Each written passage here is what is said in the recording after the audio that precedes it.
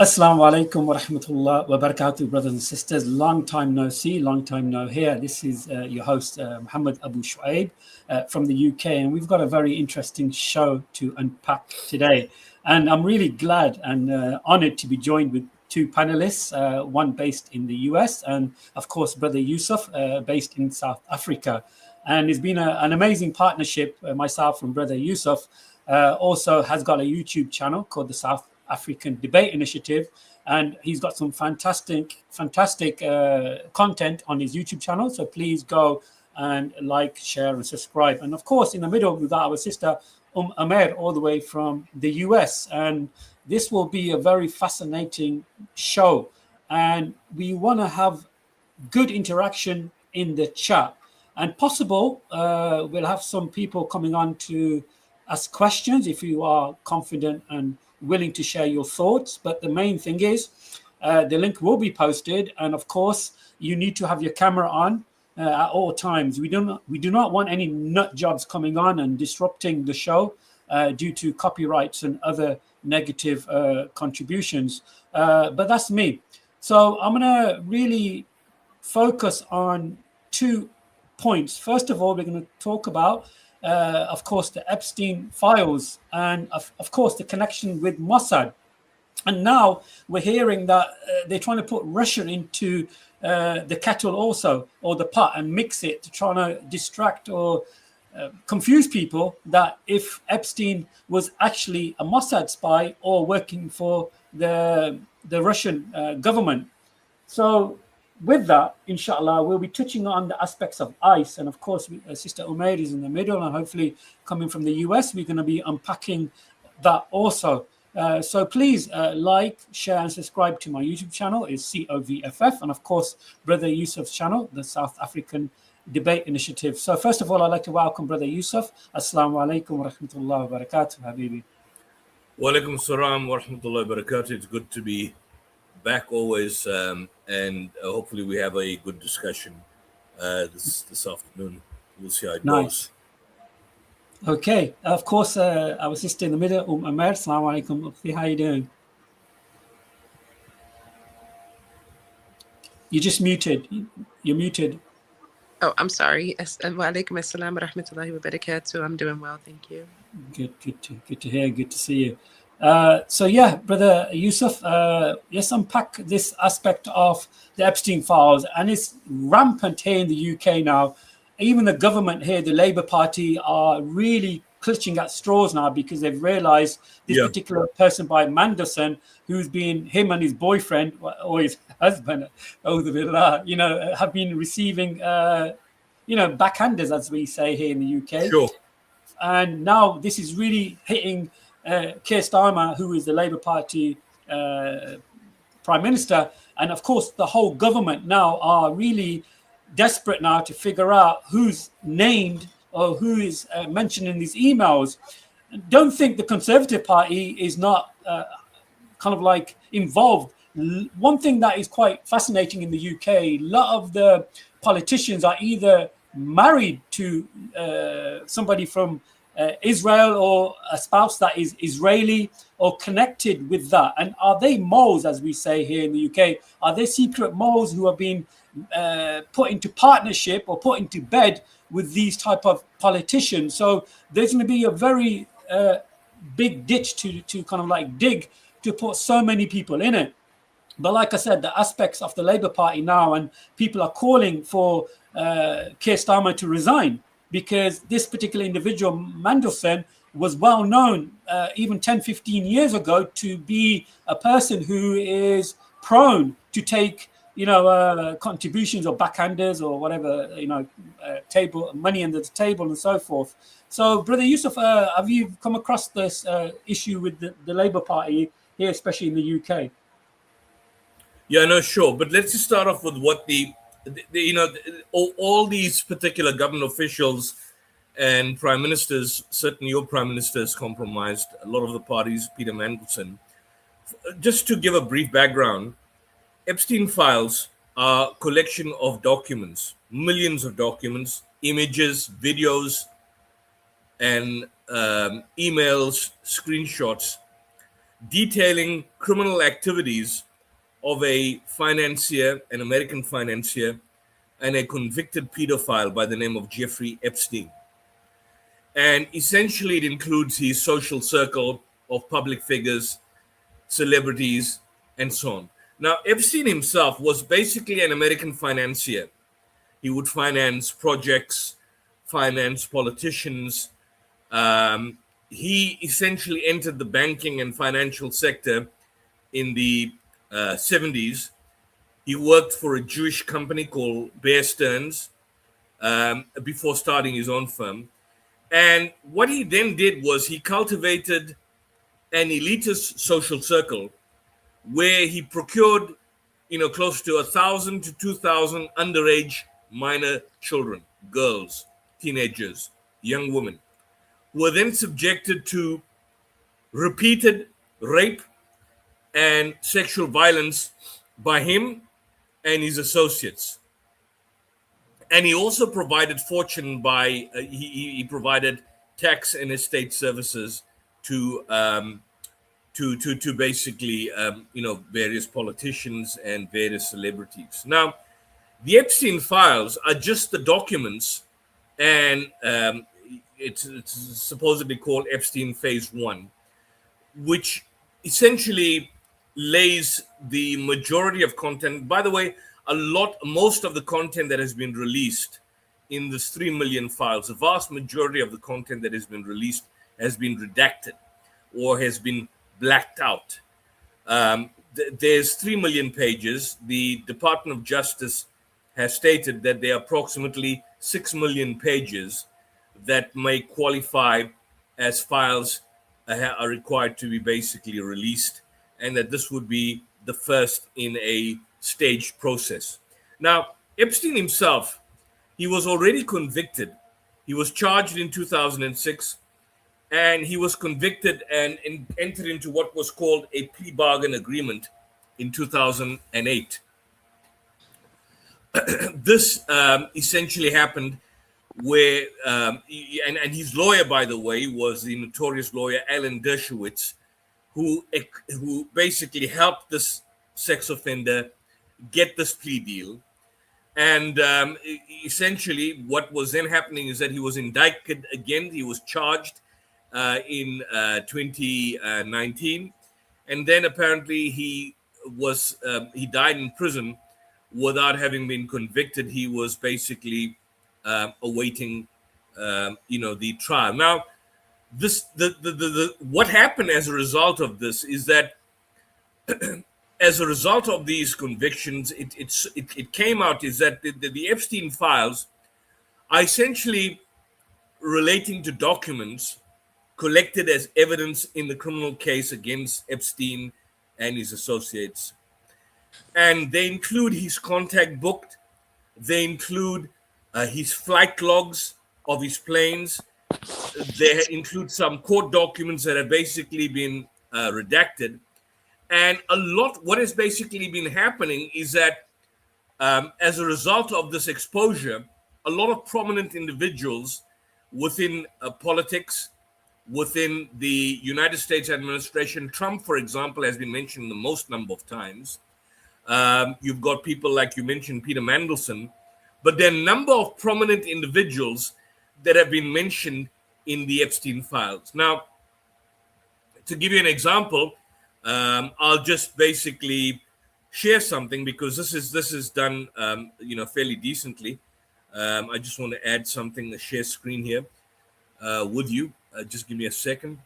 So these are some of the prominent individuals that are listed. If you can see the screen there, these are some of the individuals that are listed in the Epstein files.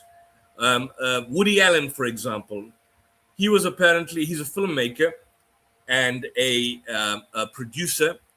He was regularly at Epstein's house for several years, beginning in 2010. In September 2025, Woody Allen called Epstein a charming and personable and a substantial character, describing dinners attended by college professors, scientists, and Nobel laureates. Allen said Epstein told him he had been falsely put in jail, extorted, and was trying to make up for it now by being philanthropic. The problem is that he had already been convicted in 2008, already at that stage of raping minor children. Then you've got Anil Ambani, an Indian businessman, managing director of the Reliance Group.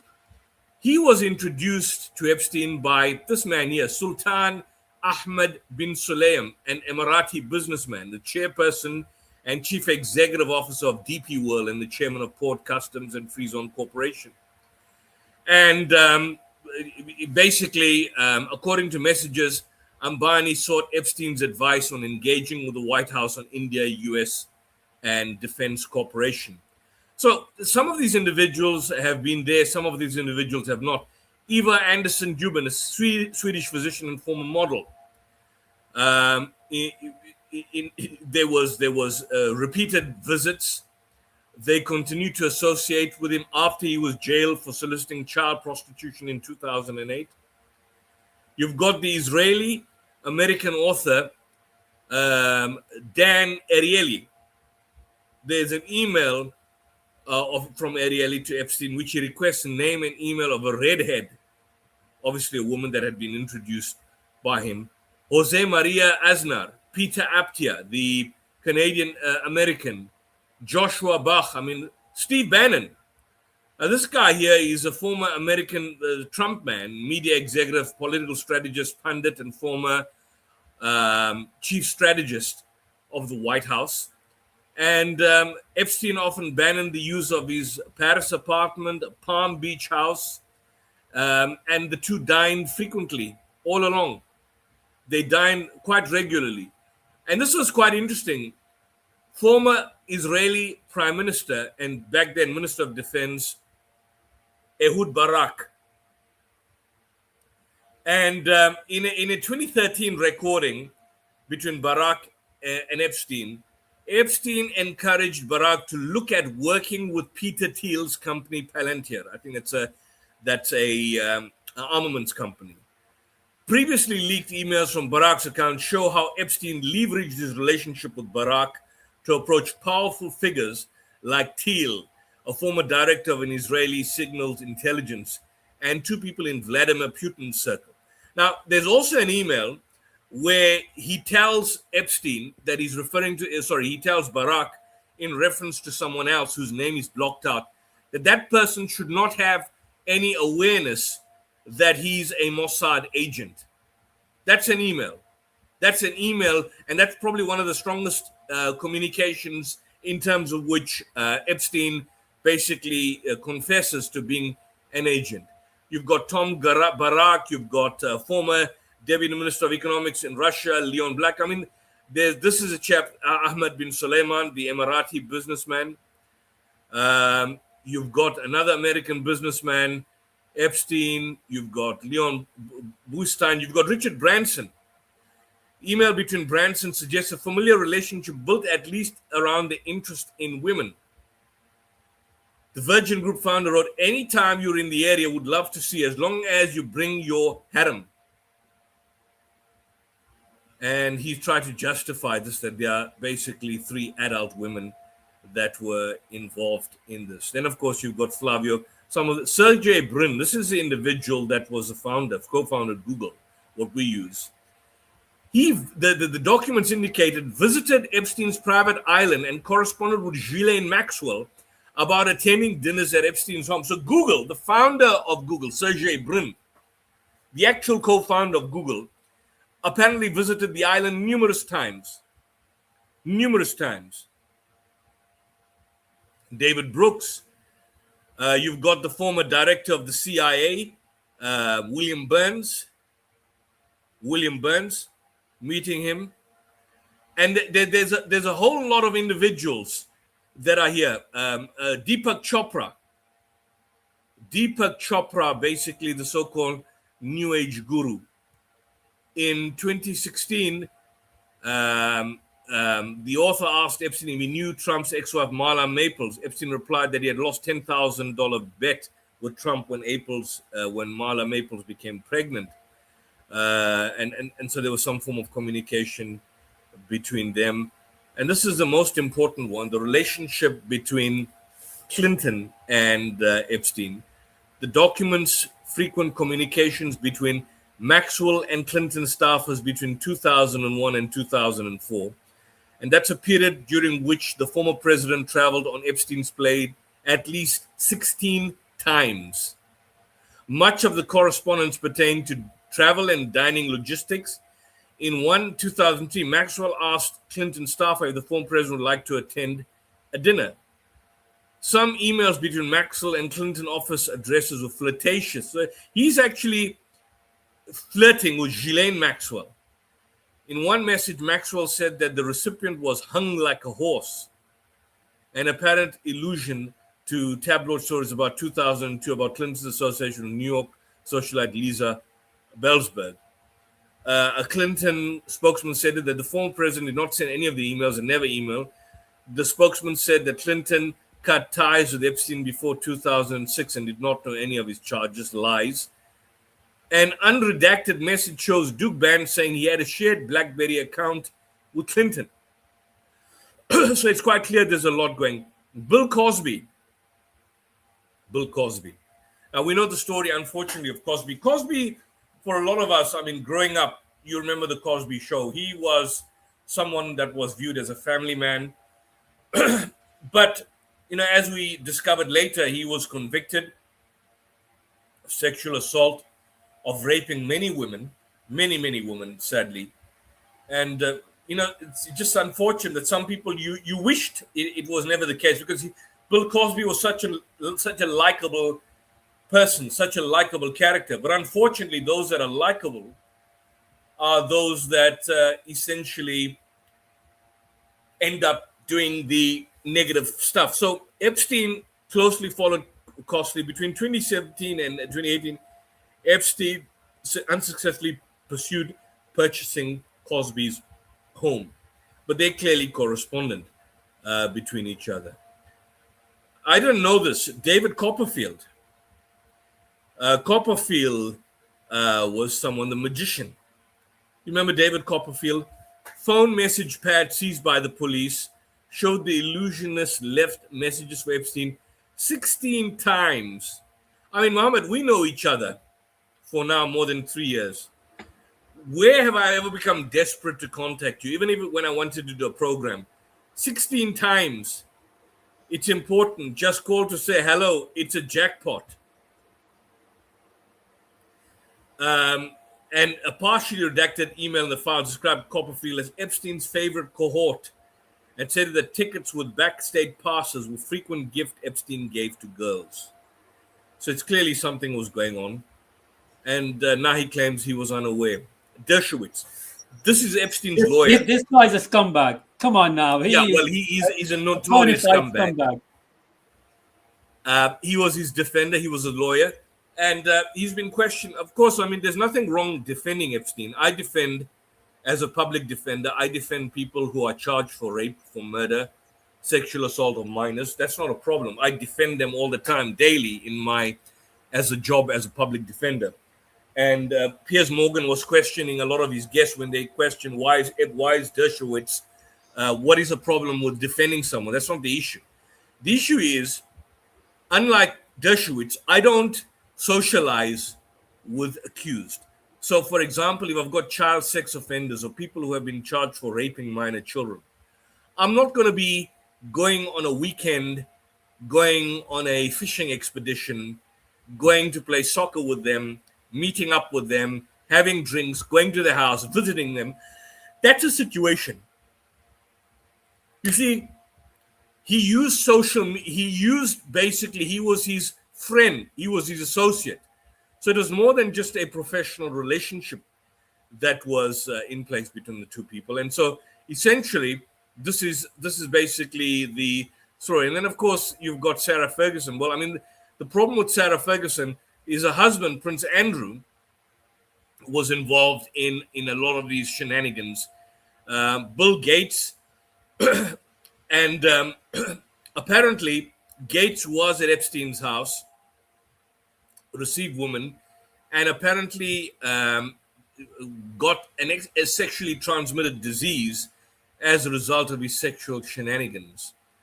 Dalai Lama, the Dalai Lama, an email reveals Epstein met with the Yeah, but 14th Dalai just wanna Lama. just wanna just wanna add regarding Bill Gates. There was a story about he needed some antibiotics because he Yeah, caught some, and he didn't want his spouse to also to catch it. So he wanted some medication that will nullify, his infection. And it's really shocking that these, billionaires or multimillionaires are all involved in this web of, disgusting satanic kind of behavior.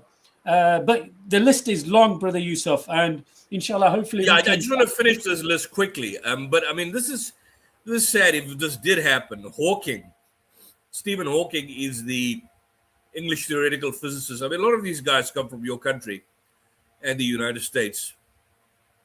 The documents include an email Epstein sent it, asking friends to disprove supposed allegations that Hawking participated in the underage orgy. Epstein said he can issue a reward to them if they can prove allegations are false. The email implies it was written in a response to a newer version of the claim regarding Hawking. Neither Virginia, that's Juffer, nor anyone else had ever publicly accused Hawking, but he's mentioned in some capacity in the files. He's obviously dead now. And then, of course, Michael Jackson, no surprise there, former Prime Minister of Norway. Robert Kennedy, apparently he went on a fossil hunting expedition on an Indian reservation. So, whether these people, and Lawrence Krauss is a debater and a cosmologist. I believe he debated one of your guys at IERA some years back. Here's a situation where apparently he was in some capacity mentioned in these files. Sergei Lavrov, I mean, the list goes on. I mean, I'm just going. Peter Mandelson, which you mentioned, and this goes on. It's quite clear that he went to Epstein's Island. There was obviously monies given in advance, payments that they received. So he was actually buying politicians, buying individuals, and then essentially holding them or blackmailing them. And this guy here was regularly visiting his house, and of course went to the Epstein Island. And one of the people, this lady Virginia, accused him of sexually abusing her, and she apparently died. She died last year in a motor vehicle collision. Well, actually, she didn't die immediately. She met up in a collision. She was taken to hospital, discharged, and apparently she hung herself. How convenient. How convenient. How convenient is this? Elon Musk, Mira Nair. Some of these individuals have been there. Dr. Oz, Stacey Plankett. I mean, just look at these individuals that are there. American Putin, Epstein offered to get a friend. I don't know if they met. I don't know if Putin, in fact, met him. Some met, some are just basically mentioned by name. But these are the individuals that are there. Now, there's one person that apparently is pleading innocent, but the New York Times identified more than 5,300 files containing over 38,000 references to Trump, his wife, Mar-a-Lago, and related terms in January 2026. Many were news articles, but none apparently included direct communication between Trump and Epstein. How convenient is that? How convenient that these files contain no direct communication between the two of them. Because the FBI, just before that, stated that they had a whole host of information about Trump. None of that has been released. A 2011 email indicates that Epstein planned to call Trump regarding Virginia. Trump has claimed he parted ways earlier. Handwritten notes from September 2019 interview described being transported to Mar-a-Lago to meet Trump, with Epstein allegedly saying, "This is a good one, huh?" The note did not suggest misconduct by Trump, but he knew he was a convicted child sex pedophile. So what do you say about this? It's Melania shocking. As you can see, it says over 38,000 references of Trump and his wife. And there's now in the redacted not one, not one direct communication between Trump and Epstein is included. Not one. I would like to ask Omar, being in the US, and is she surprised, or with the names and the list of people? So, Omar, if you want to unmute yourself, and how do you find this list, and how does it affect the whole structure of the governmental system in the US?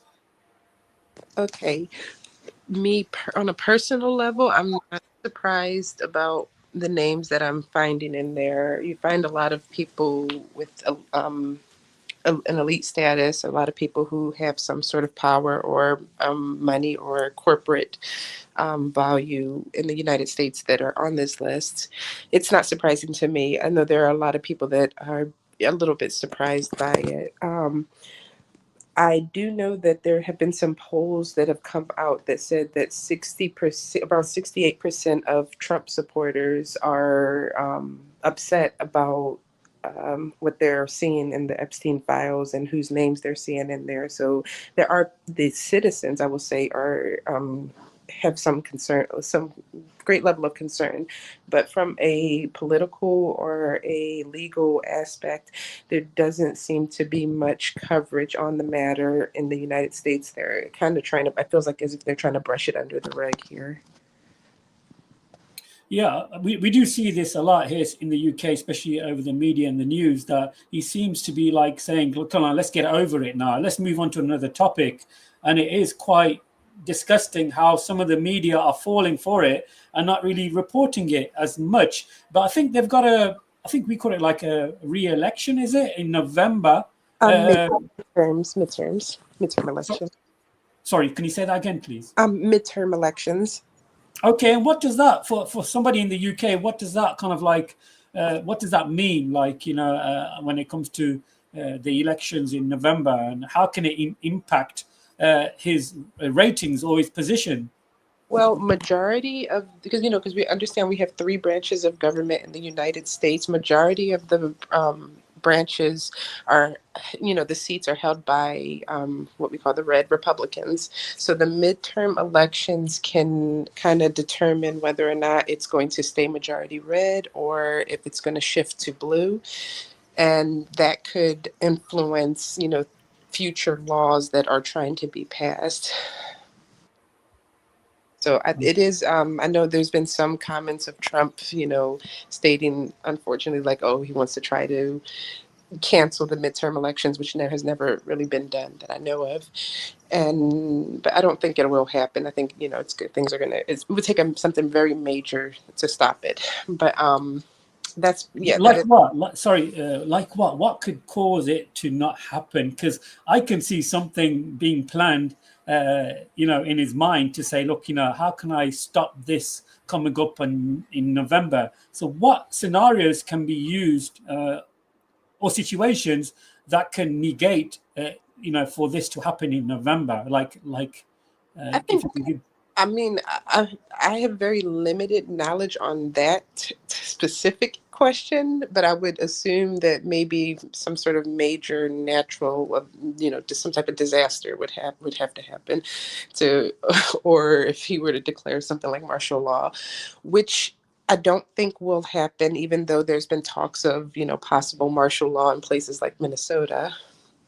But I don't see it happening, hopefully. But that's what the midterm elections can determine, basically who holds the seat, the majority of the seats in the branches of the government, and that can affect what laws are able to be, passed and how easily they'll be able to pass them. Okay, that's interesting. We'll be touching on Minnesota a bit later on in the show, especially with the ICE and some of the thuggery that takes place, or some of these arrests that have been taking place, on the screens, and it's just horrible and disgusting that innocent people are being dragged away from their loved ones, from their families, even fatally wounded and much more than that, and we see Yeah. it on TV. So I really appreciate that, Brother Yusuf. Is there anything that you would like to ask, or you're muted, Brother Yusuf? You're still muted, Brother Yusuf. Yeah, I can hear you now. I can speak Good, now. good. I just muted myself there. Yeah, no, there's a lot of information that's essentially coming out. And for example, I mean, there's now something which I basically saw. This was, I think, in the Guardian newspaper or the Independent, that apparently Trump was behind Epstein's death, and this has been alleged by his brother, Mark Epstein. Mark Epstein, I think, a couple of days ago, stated that. In an email, these are emails that were basically sent to the FBI, and there was a kind of a tip, a death in a tip sent to the FBI, stated that Trump was essentially murdered under the orders of apparently Trump, or had some sort of link in relation that. I'm just trying to get this article here, and this is a mainstream newspaper, so it's not something that is being made up. I'll just share this on the screen. And this basically came out, I think, just on the 6th of February, but it's dated to a couple of days ago. So here we are here.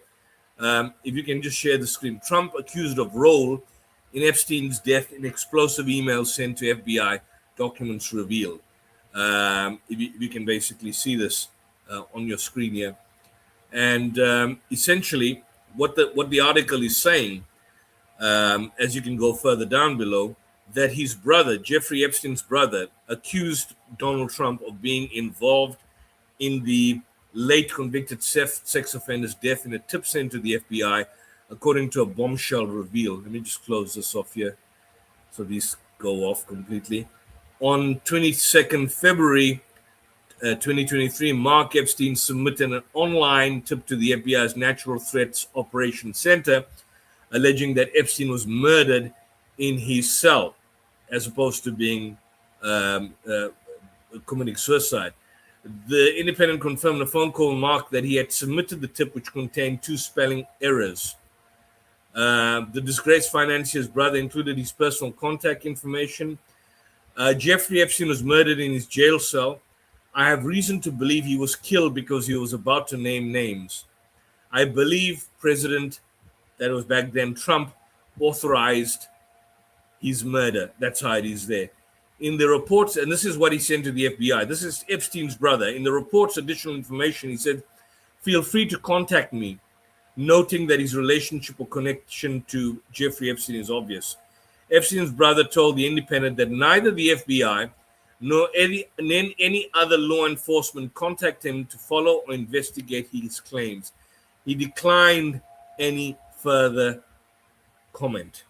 A White House spokesperson directed the Independent to the section of January 3rd, published this production may include fake or falsely submitted images, documents, or videos, and everything that was sent to the FBI by the public was included in the production that is responsive to the act. And then they reply, some of the documents contain untrue and sensationalist claim against Trump that was submitted to the FBI right before the 2020 election. To be clear, the claims are unfounded and false, and they have a shred of credibility. They certainly would have been weaponized against President Trump already, but they haven't released the files. Last month, Mark Epstein, a real estate developer, doubled down on his previous claim that he believes his brother did not die by suicide. Jeffrey was murdered, and more autopsy facts will be coming out in February to prove it, he told News Nation. There are only 3 ways to die in prison: suicide, natural causes, or murder. And Jeff was murdered. I want to know who killed him and on whose behalf.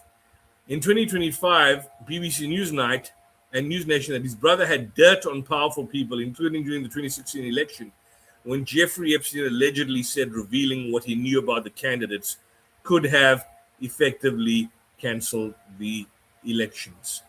So this is Jeffrey Epstein's brother, Mark Epstein, claiming that Trump was behind the actual killing of the death of Jeffrey Epstein. And Trump has been repeatedly since 2019 making all kinds of attempts to state there's a falling out. Now, in 2019, he said, I had a falling out conveniently with him a long time ago. I haven't spoken to him in 15 years. I was not a fan of his, that I can tell you. Mark Epstein also claimed that Trump's public statements were untrue. The problem is, in 2008, he was convicted. In the 2012, 2013, 2015, he was going to Mar-a-Lago with different girls. So he can deny all and everything he wants, as his brother states, but it's pretty clear that he's lying. And every time Trump is being questioned about Epstein, there are repeated attempts to effectively deny everything that is happening, that there's no link. This is an orange flash that's seen outside the cells just before his death.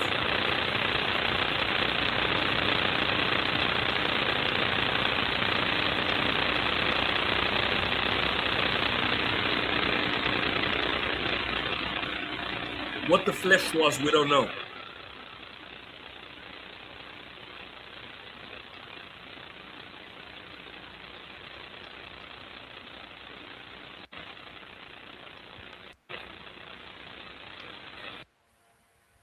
I'm going to go further down. That's not Epstein, by the way.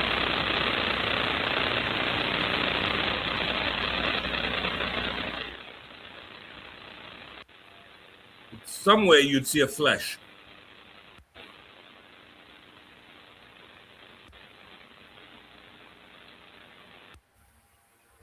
I think it's not clear. It's not clear here. But the point I'm saying is that it's quite clear that these child molesters, sex offenders, and pedophiles are in the highest echelons and levels of government. You find them all over. I mean, even our president, Jacob Zuma, our ex-president, former president Jacob Zuma, was found in the Epstein files. He apparently had a dinner with him in 2010 when he went to London. I think they stayed at the Ritz-Carlton Hotel, if there is one in London, after having spent time at the at Buckingham Palace with the Queen of England. And he apparently met Epstein the evening prior to him basically coming back to South Africa. So what it appears to be is that Epstein was apparently attempting at all costs to procure women for powerful figures in government, in the establishment, leaders, celebrities, and then possibly blackmailing them, and then keeping documents on them, and ensuring that this basically enabled him to the highest levels of power. He was clearly a pedophile, and it's clear that the people he supplied with these young teenage girls were also pedophiles. One of the major stories that has been going on for many, many years is the story of Andrew, formerly Prince Andrew of Mountbatten. Prince Andrew, member of the Mountbatten-Windsor family. Now it's called Andrew Mountbatten and Epstein. And the story effectively goes is that he was reputed to have raped many children, been at Epstein's house, invited Epstein, claiming that he's always on Epstein's team. He kept close ties with Epstein. And this was the famous picture of this girl that he was with in I think 2008, Virginia Roberts back then. That's He right. changed the name Do you remember the interview? Do you remember the interview that he gave on BBC? Everybody knew that he was lying. He was, even the reporter, interviewer was having the idea that this person is sweating so much, he's lying. And it all came out now that he was Here's a share. You can share the screen. This is the one. Email, this is the 5th of February. Email confirms photo of former Prince Andrew and Virginia is real. You know, he was denying that this picture was real. He couldn't reply that. He said that this was not his hand. He can't remember having hands on someone. This was upstairs. He can't remember having gone upstairs. A newly released email confirms the authenticity with his arm around the waist. A disgraced former prince has long denied allegations he sexually assaulted this girl while she was a teenager. But in the trove of documents, last week in a 2015 email purportedly emailed to Epstein, purported from his former girlfriend, long-time accomplice, that suggests an image of Ghislaine, of her and Andrew, is real. The message was headed draft statement and sent to Ghislaine Maxwell, to the late convicted sex trafficker. It was London when redacted met a number of friends of mine, including Prince Andrew. A photograph was taken as I imagined she wanted to show it to friends and family. Details in the statement and subsequent emails from Epstein the same day indicated the redacted name was Virginia. The message adds that G. Maxwell did not see anything improper, how convenient, that took place at my home. In a separate email to Epstein, G. Maxwell said, I have to distance myself from you in statement 2, and they need me to say I was not aware of Mossad with Andrew in my house. So this is basically him having denied this all the years, and now we've discovered that he was a regular. He was basically a regular in the house. Epstein reveals more details of Epstein's celeb dinner for Andrew. This was from the BBC a couple of days ago. Look at the satanic grin that he's got there. I mean, it's just that the royal family, these monarchs, you know, David Icke once said that they're reptiles. And if you look at his teeth and his eyes, it's quite clear that this guy is a sexual predator through and through. And his response but was, course, you know, when Yusuf also, I don't know if you want to mention that even Buckingham Palace, and you know, it was also being done there. That, you know, people were brought back to these properties which are owned by, you know, the monarch, and these rituals, even they were suggested that there were rituals taking place. I don't know if that is also mentioned in this report.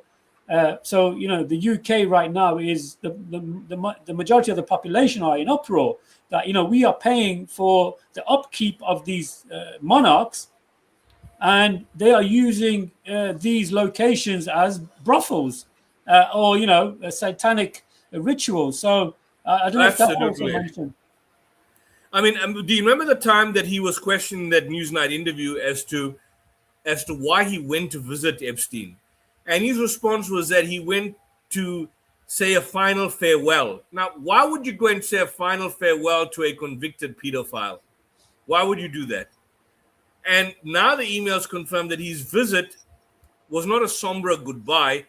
Andrew was apparently a star guest at a lively gathering of celebrities at the Manhattan townhouse.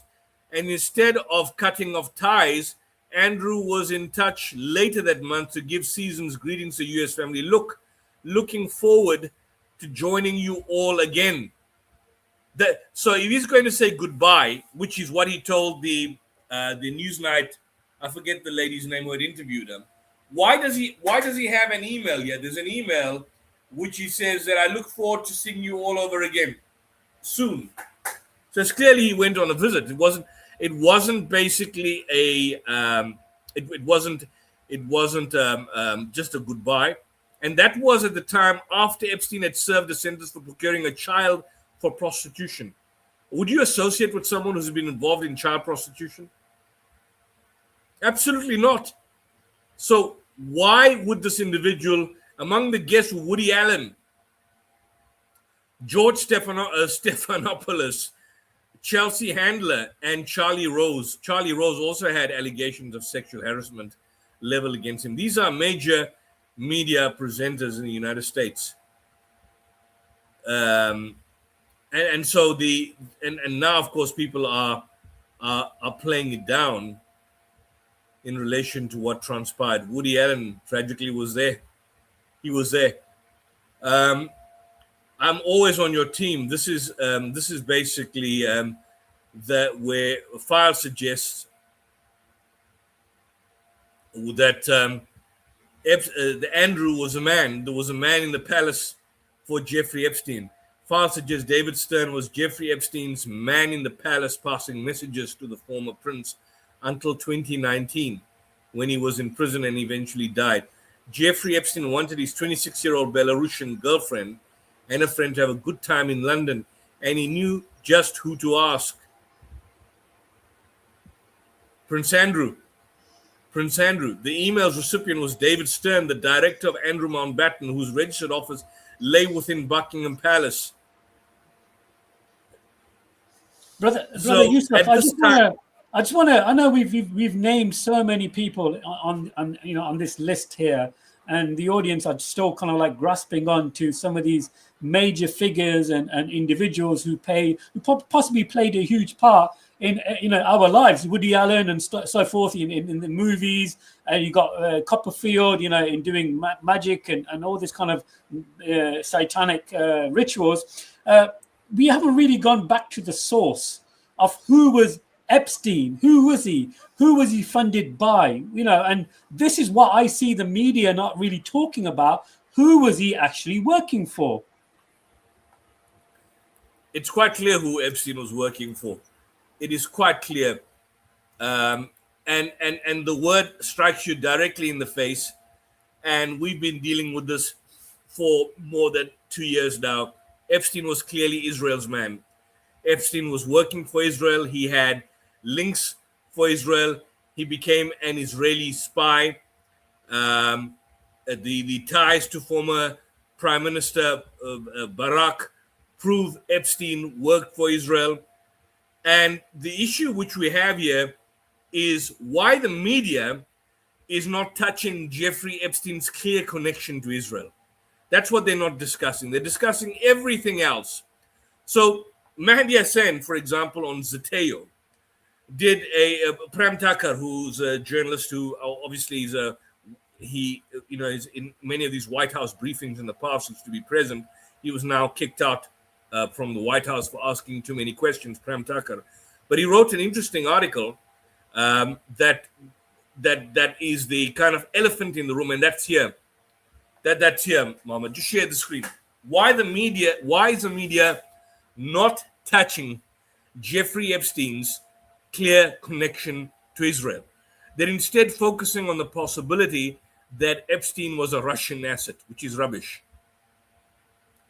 So he says here, the Department of Justice's latest release of files related to Epstein implicates many and also adds an increasing pile of evidence suggesting ties between the infamous, well-connected pedophile and the Israeli government. But much of the media has remained silent on the connections and have looked at other links. In the past week, there's been a suggestion that he's been a Russian spy, but barely many of the media outlets have covered Epstein's eyebrow-raising links to Israel, which many of us have been saying. Notice anything from Google search of Epstein Mossad from today. So he does a Google search. And on the Google search, FBI informant became convinced Epstein was an Israeli spy. Epstein, Israel's Barak, discussed gigantic consultancy sums paid to Blair. Epstein was co-opted Mossad agent. The Epstein files, Israel, Trump, and what mainstream media leaves out. The Epstein's files, which have not been completed, have countless indications. In a 2018 email, Epstein sought to arrange a meeting between Ehud Barak and former Qatari Prime Minister Hamad bin Jassam Al Thani. He appeared to, you should make clear that I don't work for Mossad. Why would you say that? And he's got a smiley face. So here's the email here. If you look at the email, here's the email. I don't know if we can expand this email. Sent from my iPhone on 17 December. That was Epstein's email. So if you had got it right, very simple email, jeevacation@gmail.com. If you just guessed that correctly, some 10 years ago, you'd be probably having conversations with Jeffrey Epstein. That was his email address. So on the 17th of December, Ehud Barak wrote, "Hi, Jeff. Are you going to be in London on Thursday? Best, Ehud Barak." Jeffrey Epstein responds, "Unfortunately not. You should make clear that I don't work. You should make clear that I don't work for Mossad." Smiling face. Then Ehud Barak says, "You or I?" Then he responds, "That I don't." Smiling face. What does it tell you, Mohammed? What does it tell you? It's really clear. You don't have to that he's a Mossad agent, that this guy Absolutely. is a Mossad agent through and through. And in fact, the Palestine Chronicle, which did an interesting article, the Palestine Chronicle. Basically, Palestine Chronicle on Epstein did basically an interesting Epstein. Let's just type. This is an interesting article. Epstein was working. Netanyahu targets Barak plan. This is a South African Jewish reports. South African Jewish report is a well-known, and they've targeted a lot of us. They've targeted a lot of us that are involved in anti-Israel. So where are we?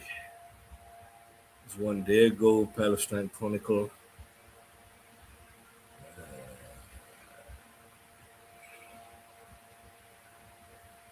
Well, this is on Israeli killings continue. Now let's go here. Netanyahu obviously has denied Epstein work, but Netanyahu, by the way, is also in the Epstein files. I don't know in what capacity, but here's the situation. Israeli Prime Minister Netanyahu used a renewed focus on the Epstein files to attack Premier Ehud Barak while rejecting claims of any Israeli connection to Jeffrey Epstein. Netanyahu wrote that Epstein did not work for Israel. Now, why would you go out of your way to say that? Why would you go out of your way to say that? And argue that Epstein's unusual close relationship with Ehud Barak doesn't suggest Epstein works for Israel. It proves the opposite. But how can it prove the opposite? This is a former prime minister, former minister of defense recently. How can it prove the opposite?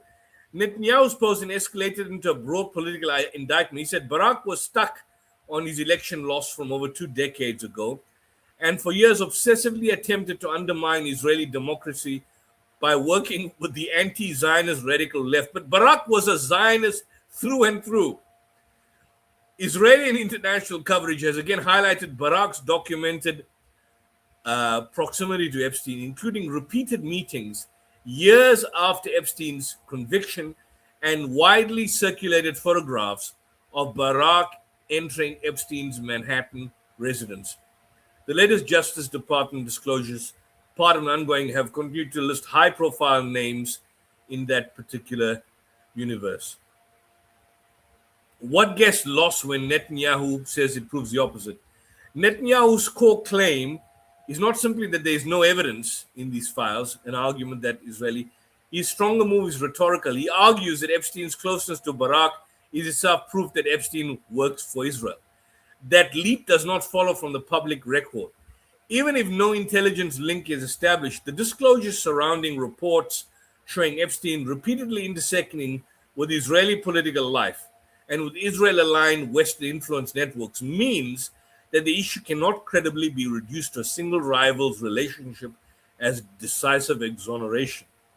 Epstein's network spans multiple governments, parties, and power centers, including close contacts of Israel in the US and UK, figures whose name and relationship continues to reappear in the document-driven news cycles.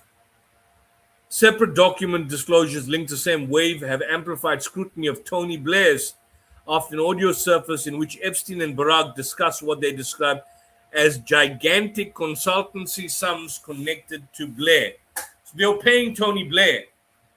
The matters between Blair is not an incidental figure. He's a long-standing Western political actor, deeply associated with interventionist policies in the Middle East. And he was paid, in all likelihood, by Epstein, consultancy fees. So Epstein basically established his niche market within the global elites by paying them large sums of money and by procuring minor girls to these sick, psychopathic bastards. In other words, the world that we see around you is essentially run by pedophiles.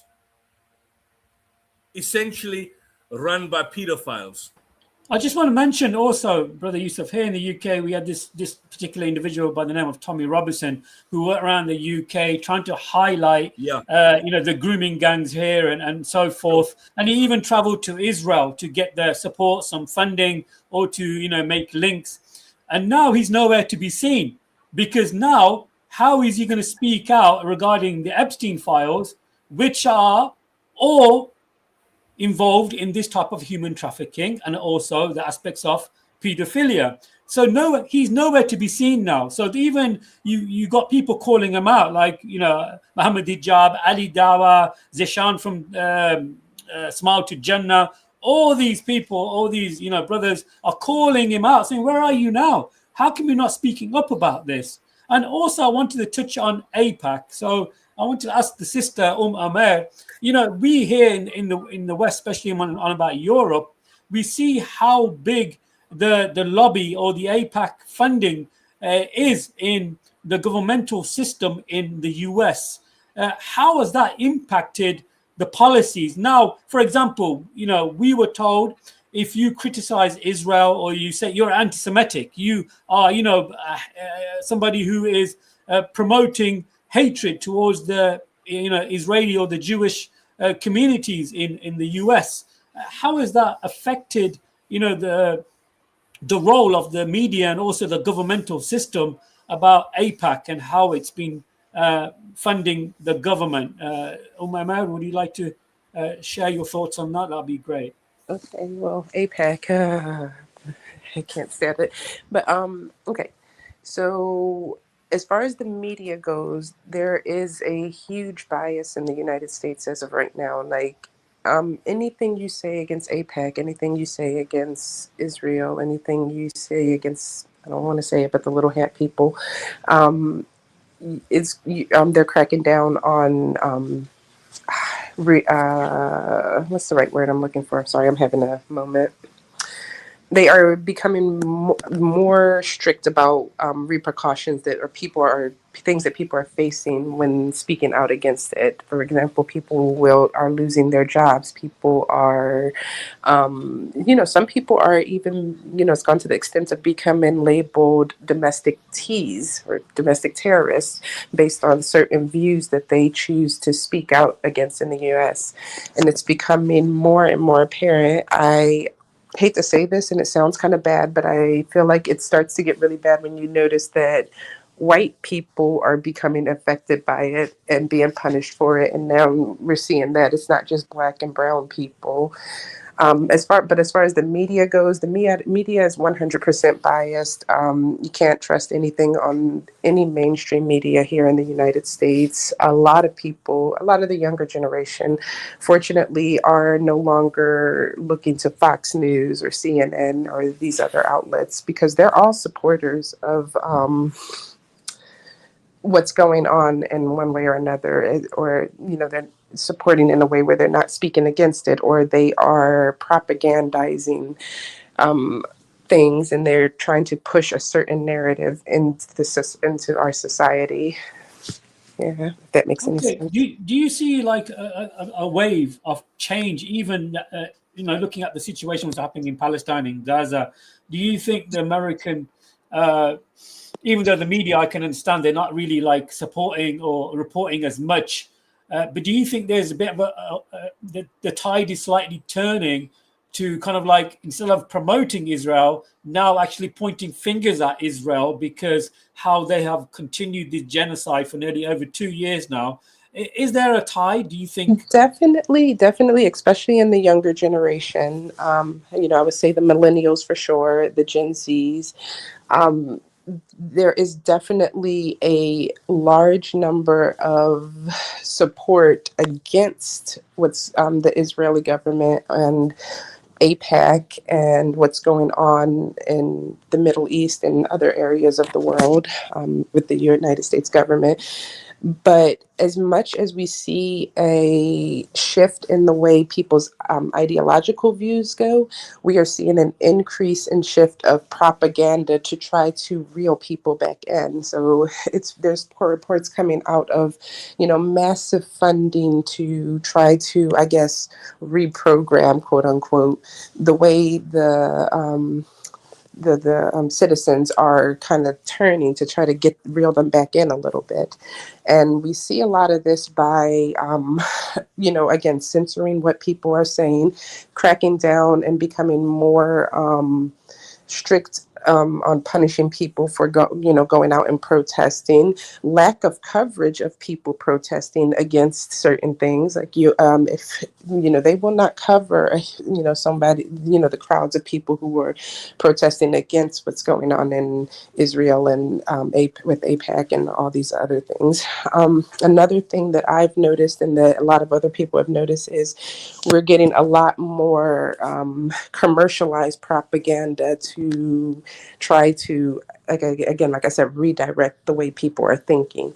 So now you see a lot of, commercials, for example, about how bad the Palestinian people are and, how bad the Israeli people have been treated by the Palestinians and how these people need to be stopped. And it's really weird, but there is a huge growing number of people who are against it.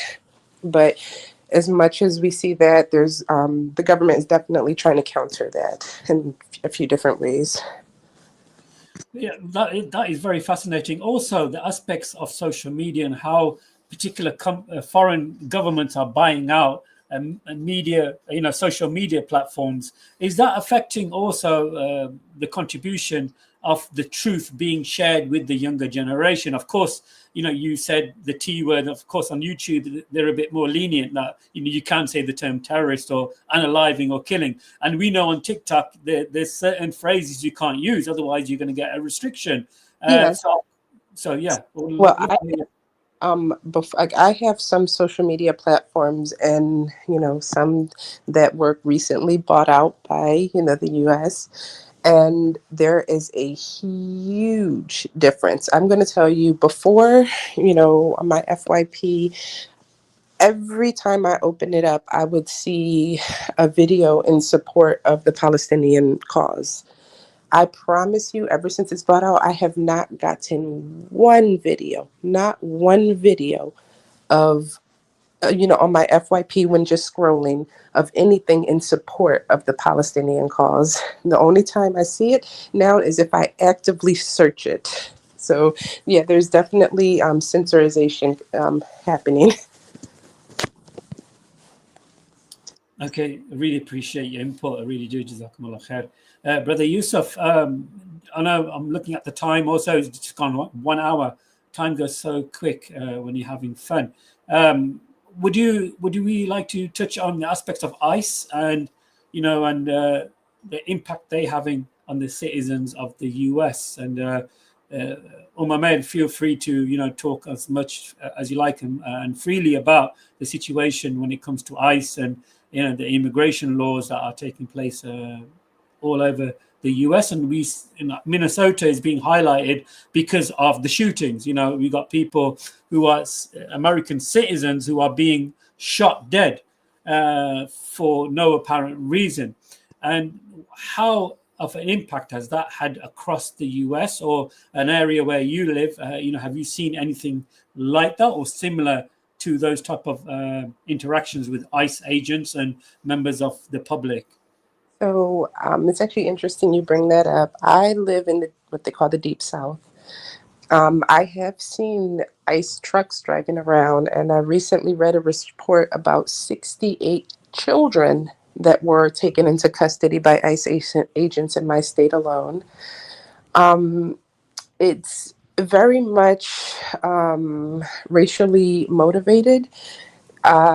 As in, it's majority, it's no way around it. You are being targeted based on racial profiling majority of the time.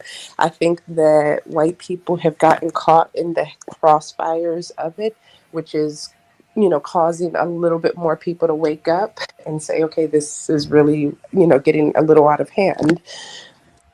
It's kind of sad because, me as an American citizen, I'm born here. My parents are born here. My grandparents are born here. No Middle Eastern blood, no foreign, this is my country. I've gotten to the point where I'm carrying my birth certificate. And, I've been told this by other people, carry your birth certificate with you wherever you go, carry your child's birth certificate.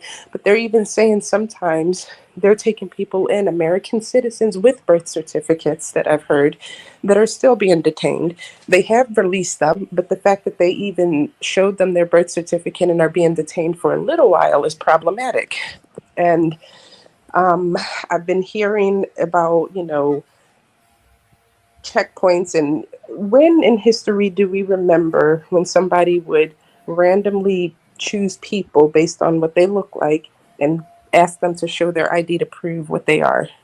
We all remember that Schmittler.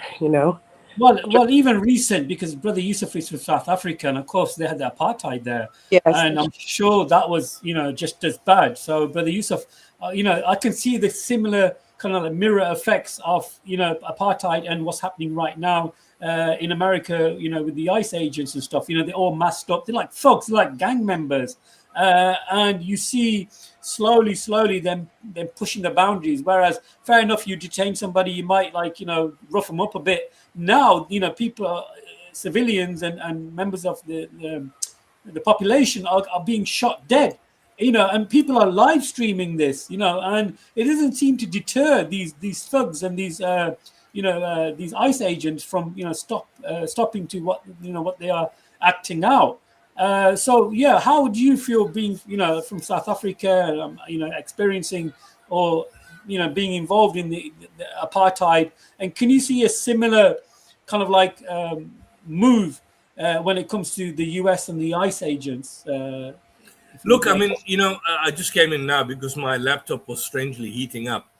The ICE agents, from my perspective, are more closely, in my opinion, similar to the Gestapo. I mean, in South African society, there was in the early parts of the mid 20th century, black people to work in the major cities had to produce what they call a dompas, the dompas laws. But and of course they were basically at times arrested if they were unable to produce it. But what you've got here clearly is a situation where this is a community that effectively, for example, it's a Gestapo. It's basically Trump's Gestapo. We never had the brazen kind, as bad as apartheid South Africa was and as bad as the apartheid police was. We've never had the kind of brazen, abusive form of confrontation that you see amongst these ICE agents that is basically happening. So if you look at the aspect of Renee Good in it's quite clearly that she was shot in cold blood. Or, for example, instances in where people are dragging individuals out of their cars. These are middle-class citizens. That never happened in apartheid service. So I'll just share something with you here, and I want you to give you an example in terms of what is happening and this just takes us slightly away from Epstein, but we'll tie it up in terms of what's happened recently over the past couple of weeks in Minneapolis. I mean, this is, for example, where people are being dragged out of cars. Whoa. Now, have a look at this. What's that? I just built a budgeting app in Base 44. The adverts, yeah. Guys, I can't help this. Nina just built a advert. Here we are. Now, this is in Minneapolis. Take this here. Now, they're dragging people out of cars. These are middle-class citizens. Force is not law. You'll see what happens. Force is not law. You are not following the law. I should try to drive off.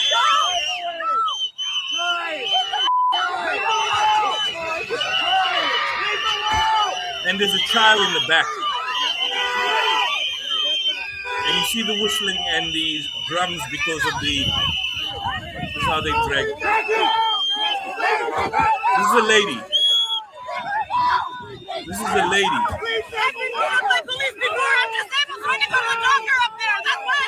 And these are males.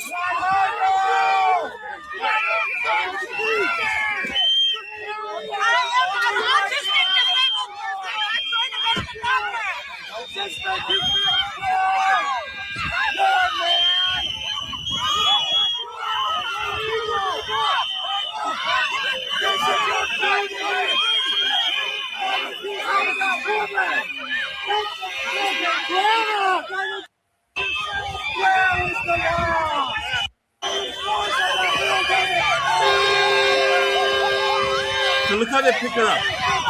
Look how they pick her up.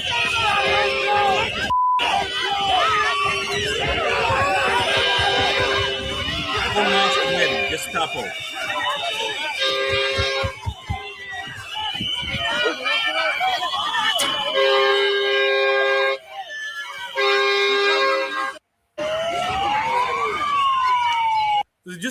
Drag people out of cars. This is someone else. They're dragging someone else. This is someone else that's come out there.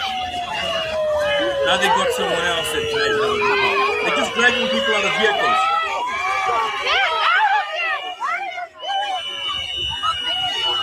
The guy's already defecated in his pants by the looks of it. Look at him. We've never had this in South Africa. These are Nazi fascist Gestapo police of Trump.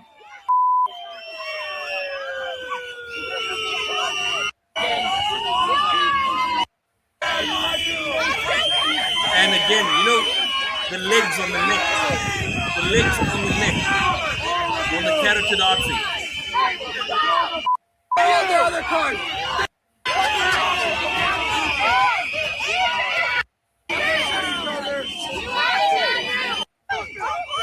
Look at this case here. An old man. Drag someone else in the old man. It's an elderly guy. Look at this.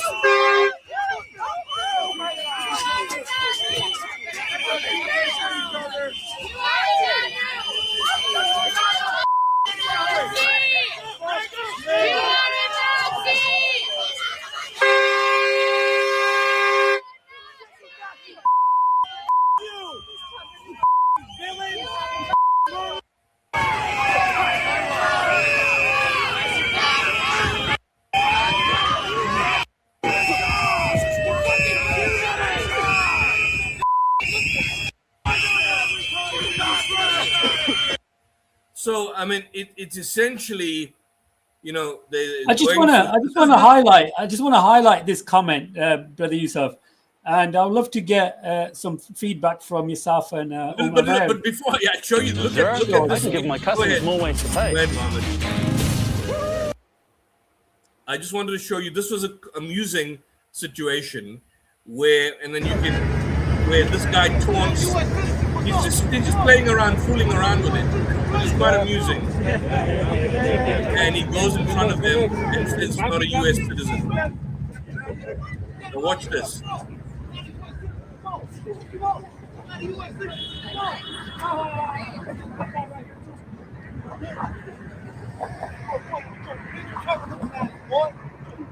And so he's taunting them and he's teasing them.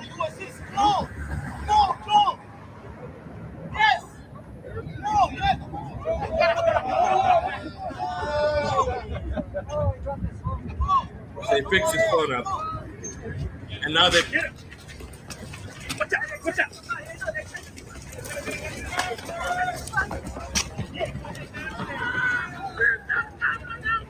So nobody takes these people seriously, is what I'm saying. I mean, these are scoundrels, scumbags.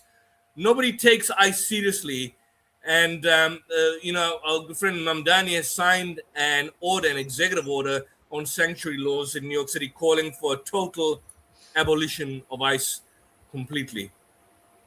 I just want to highlight this comment, and I'd love to get Ahmed to kind of like respond to it, and if it makes any sense. So Sister Sandra has mentioned that when you are told to step out the car, you should do it.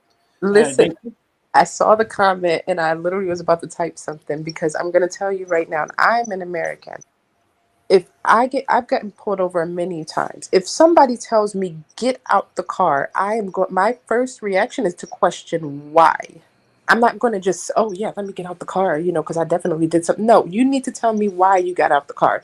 You want to search my car? You need to have a warrant. You need to tell me why. You need to have probable cause. No, the Sandra lady, I don't understand, you know, that's maybe her prerogative, but majority of people, majority of Americans, I think our first reaction is going to be to question, why are you doing this? Because just because you are in a position of authority, there is a limitation to what you can do here legally. You can't just walk into my house if you want to. You have to have a warrant. You have to have something signed by a judge. You can't just tell me I'm going to search your car. You can't just tell me I'm going to, you know, you need to get out your car. You need to put your hands on whatever. No, you need to let me know what's going on. Me personally, if somebody said, get out your car, I'm going to question it. I'm not just getting out. What was the comment there on the screen? Because that guy got the facts totally legally wrong. What was the comment on the screen, Mohammed, that you just had posted? It was something along Yeah, the when line. you are told to step out of the car, you do it. Rubbish. They picked her up because she refused to walk. In South Africa, if a metro police tells you to get out of the car, that nobody has got the right to search your vehicle without any kind of probable cause. Get your facts clear, Petunia. And ICE basically operating in areas where they've got no jurisdiction. For And example, they're operating in the New York subways. That's the New York Police Department's. But they're outside the federal line. They're not supposed to be operating in those areas. So when you are told to step out of the car, there's no probable cause that you can basically illustrate for him to get out of the car. And this is a situation, they're not telling them to get out of the car. They're not telling them to get out of the car. You have a situation with this guy, what's his name? Merritt, the guy that they killed. He came to the assistance of a woman. He came to the assistance of a woman.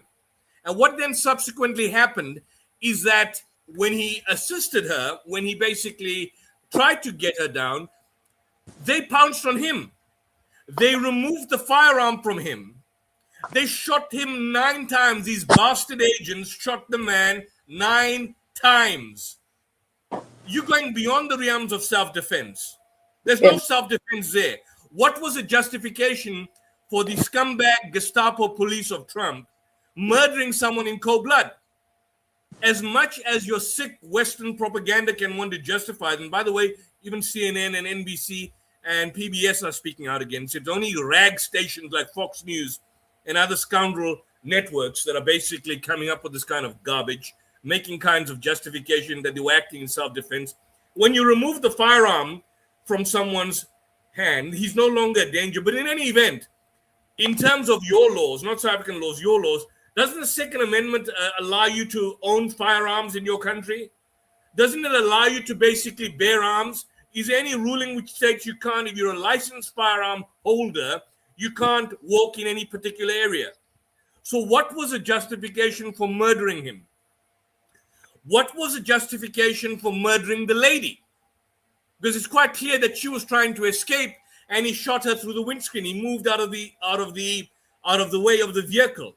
But if the argument is he was acting in self-defense, why did he shoot her twice in the head? Where's the self-defense? That she was unarmed, she was not attacking anyone, she had already been shot once. Why did he shoot her twice in the side of the head? What's your justification? I want this guy to come on. Who is this guy that's having a lot to say? He's having a big mouth. Yeah, of course, we know who it is. It's Sandra. Come on from and the let's US. debate. If you want to debate the law with me, come on and debate. Come and debate. She also Come on mentioned. and debate. She also mentioned. Let me just highlight this. You don't need a warrant to request someone to get out the car. So I'll have to check the laws up in America. In South Africa, you clearly do. You do. I do You need not. a warrant. On what basis? I'm going to tell you right now. Tell me if a cop came to. I'm telling you right now. If Let's a cop pick this up. they're not going to say get out of the car unless there's a reason. I want to know why you're telling me to get out my car. You're not going to just tell me to get out my car. Now, what Sandra is she's one of those white supremacists who want people to say, just do what I say, and just keep your mouth shut. Just keep your head down. No, this is my country. This is your country. And you should be afraid of what's going on, because what's happening to them is they're racially profiled, and they're not just targeting black and brown people, as we can see. They're targeting white people too. And what they're doing is illegal. Is a bunch of armed, masked men who are literally harassing people and killing people without any reason. And you think that this is okay and this is normal. This is not normal in any society. Yeah, this will shut down everything. Here we are. And we know. ICE agents. Yeah. Brother Yusuf, I just want to, I'm sorry to interrupt you. I know Sandra's been on this channel numerous times, and she's always defending, the Zionist regime and Israel. Who is this person? So, Sandra, of course, she's a Christian, a hardcore Bring Christian. Sandra on. Sandra, can you come on the stream? She's gone to come on the stream and join us. She's got to get when does getting a traffic ticket ever warrant you getting out of the car? I've gotten tickets before. Never, there's no reason to get out of the car. Okay, you pass a red light, you pull over, he gives you your ticket, you move on. Period. That's it. Why would he tell me to get out the car? Get out the car, pat me down for what? And who are they doing this to, Sandra? Tell me, are they doing it to the mostly white people? No. So this is where Here you're are the coming key from. takeaways I've picked up in terms. Most ICE warrants that supposedly come are administrative in nature, signed by an ICE official, not judicial, which is needed to be signed by a judge or a magistrate for that particular matter, or in the lower court, you call them judges in the United States. According to the legal resources like the National Immigration Law Center, you do not have to open your door or your car door unless ICE produces a warrant signed by a judge or a court. If ICE agents enter a home without consent or a proper warrant, do not physically resist, but clearly state that you do not consent. I told you that. So What they're let's basically look at the legal resources. The National Immigration Law Center basically states about knowing your rights. What is a warrant? A warrant is an official document for a court or a government agency. It lets law enforcement do something like search inside a private space or a vehicle for something, or arrest somebody. In most instances where it comes to personal liberties, you need a judicial warrant. ICE does not produce judicial warrants. They only come up with administrative warrants. So effectively, and in many instances, they're not even coming up with warrants. We don't even see administrative warrants. So for example, I want to ask this lady, what was the justification? What was the guy's name? I forget his name, the guy that they shot 9 times. What was the justification for beating him up, pepper spraying him, removing his firearm, and then shooting him 9 times? You need a warrant for that? You need, or you can just do that willy-nilly? Or do you need a warrant in any event do you need a warrant for committing cold-blooded murder? Do you need a warrant for that? This is the point. When do immigration officers not need a warrant? The law says immigration can only arrest or take someone without a warrant in very few situations. Before arresting someone without a warrant, federal law requires immigration to be able to prove that the person is in the United States illegally and that the person is likely to escape before officers can get a warrant. Under the law, the individuals need a warrant, and they need to show, if the warrant doesn't exist, that this person is likely to escape and that there's probable cause to show that he's in the United States illegally. What do they have? What do these officers basically have? No matter where immigration stops someone, the rule above applies. Immigration officers cannot arrest someone without a warrant unless they have probable cause that they are in the United States without a permission, are about to commit a terrorist act, and that they are likely to flee before a warrant can be written. How do you prove any of that? Explain that to us, Petunia. How on earth do you prove any of that? What are your rights when ICE officers show up? At home, you do not have to open the door. In the car, you do not have to come out of the car. Even opening it a little can count as giving permission for officers to come in. Say loudly and clearly, I do not consent to you entering my house. I do not consent to you entering my vehicle. If they want to come in, ask to see a warrant. They can show it through a window or a peephole or slide it under the door.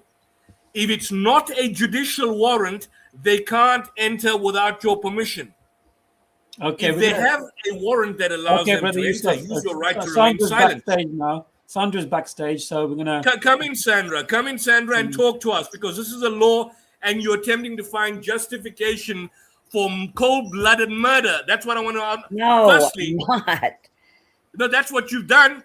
You're making. You have a situation where ICE is engaged in clearly 2 cases of cold-blooded murder, and you are now attempting to make justifications of them in relation to coming out of a vehicle without a warrant or entering your house without a warrant. In all cases, they need a judicial warrant or without probable cause. Brother Yusuf, we're gonna give it ample time to kind of like maybe explain your position to us, man. All I was trying to say is y'all, when I came in, y'all were sitting there talking about how,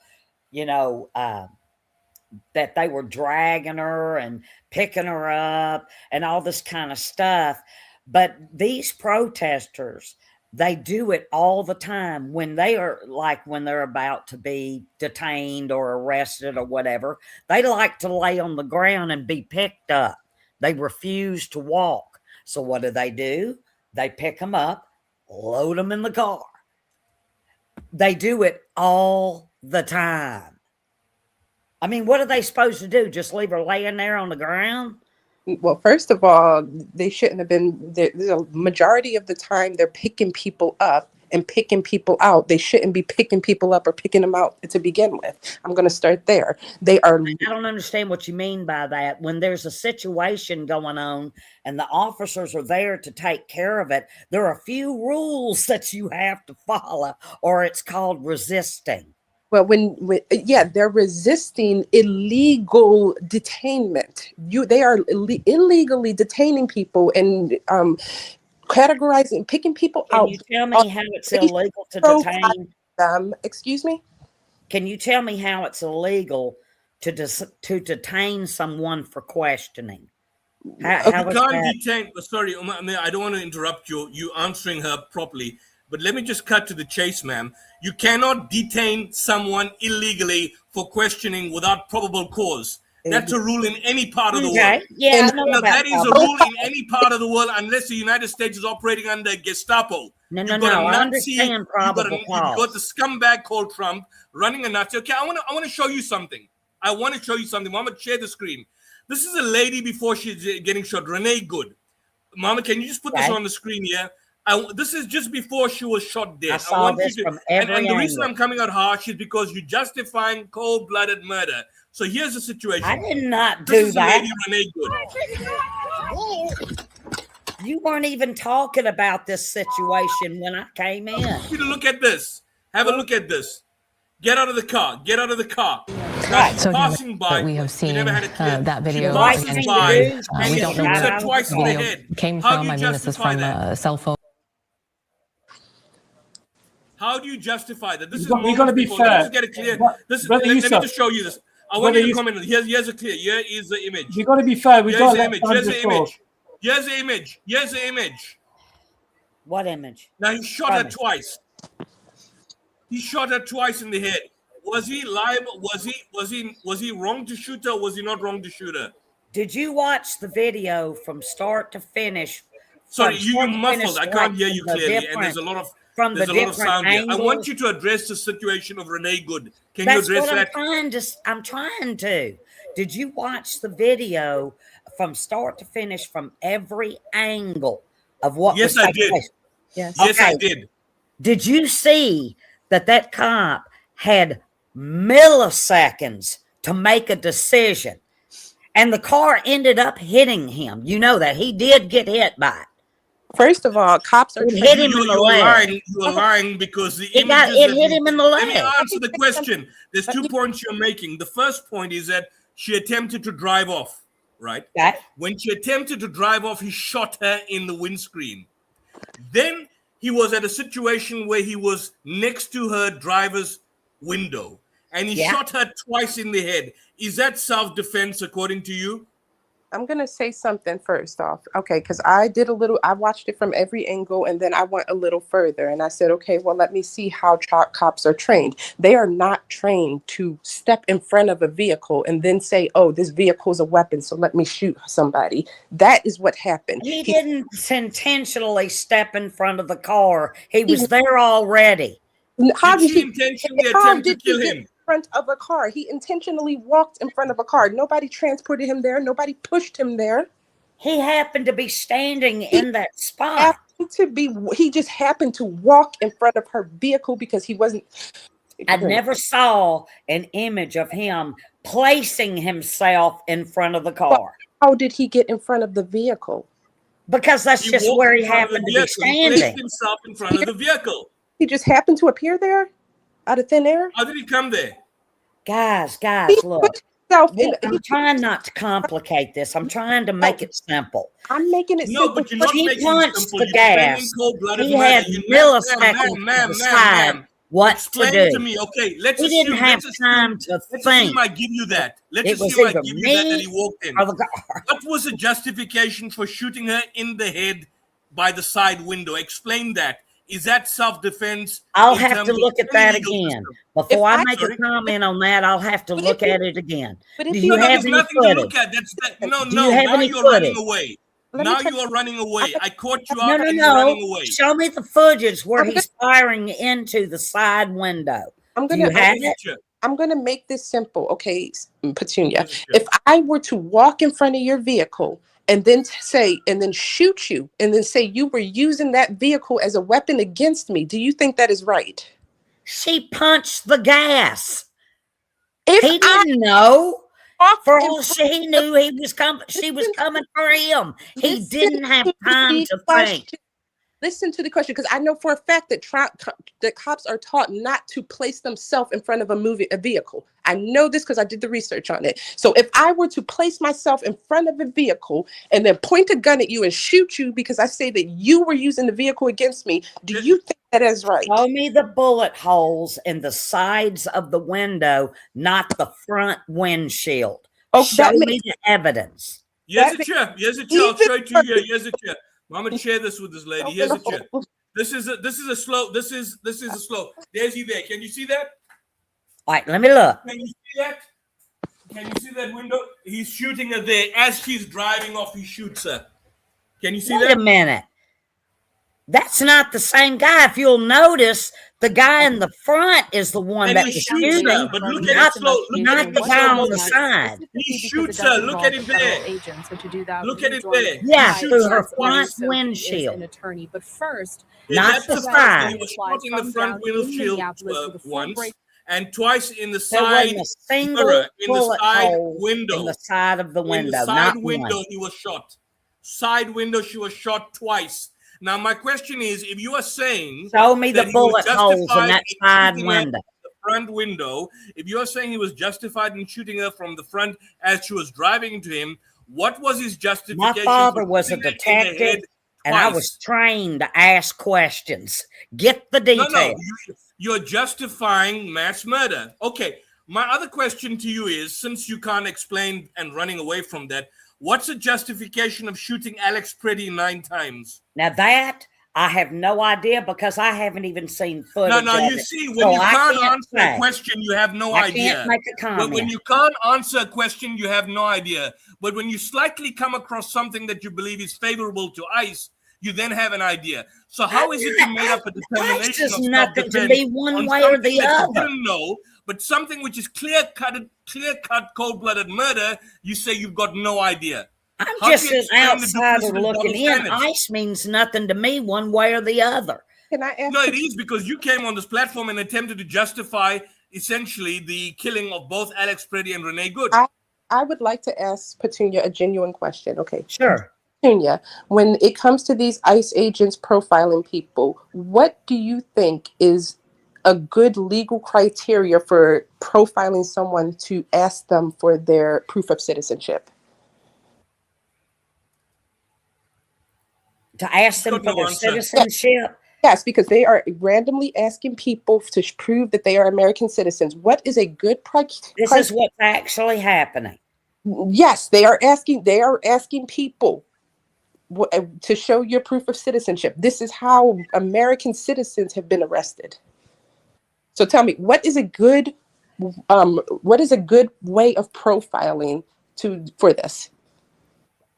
What would you say? There isn't one. There isn't one.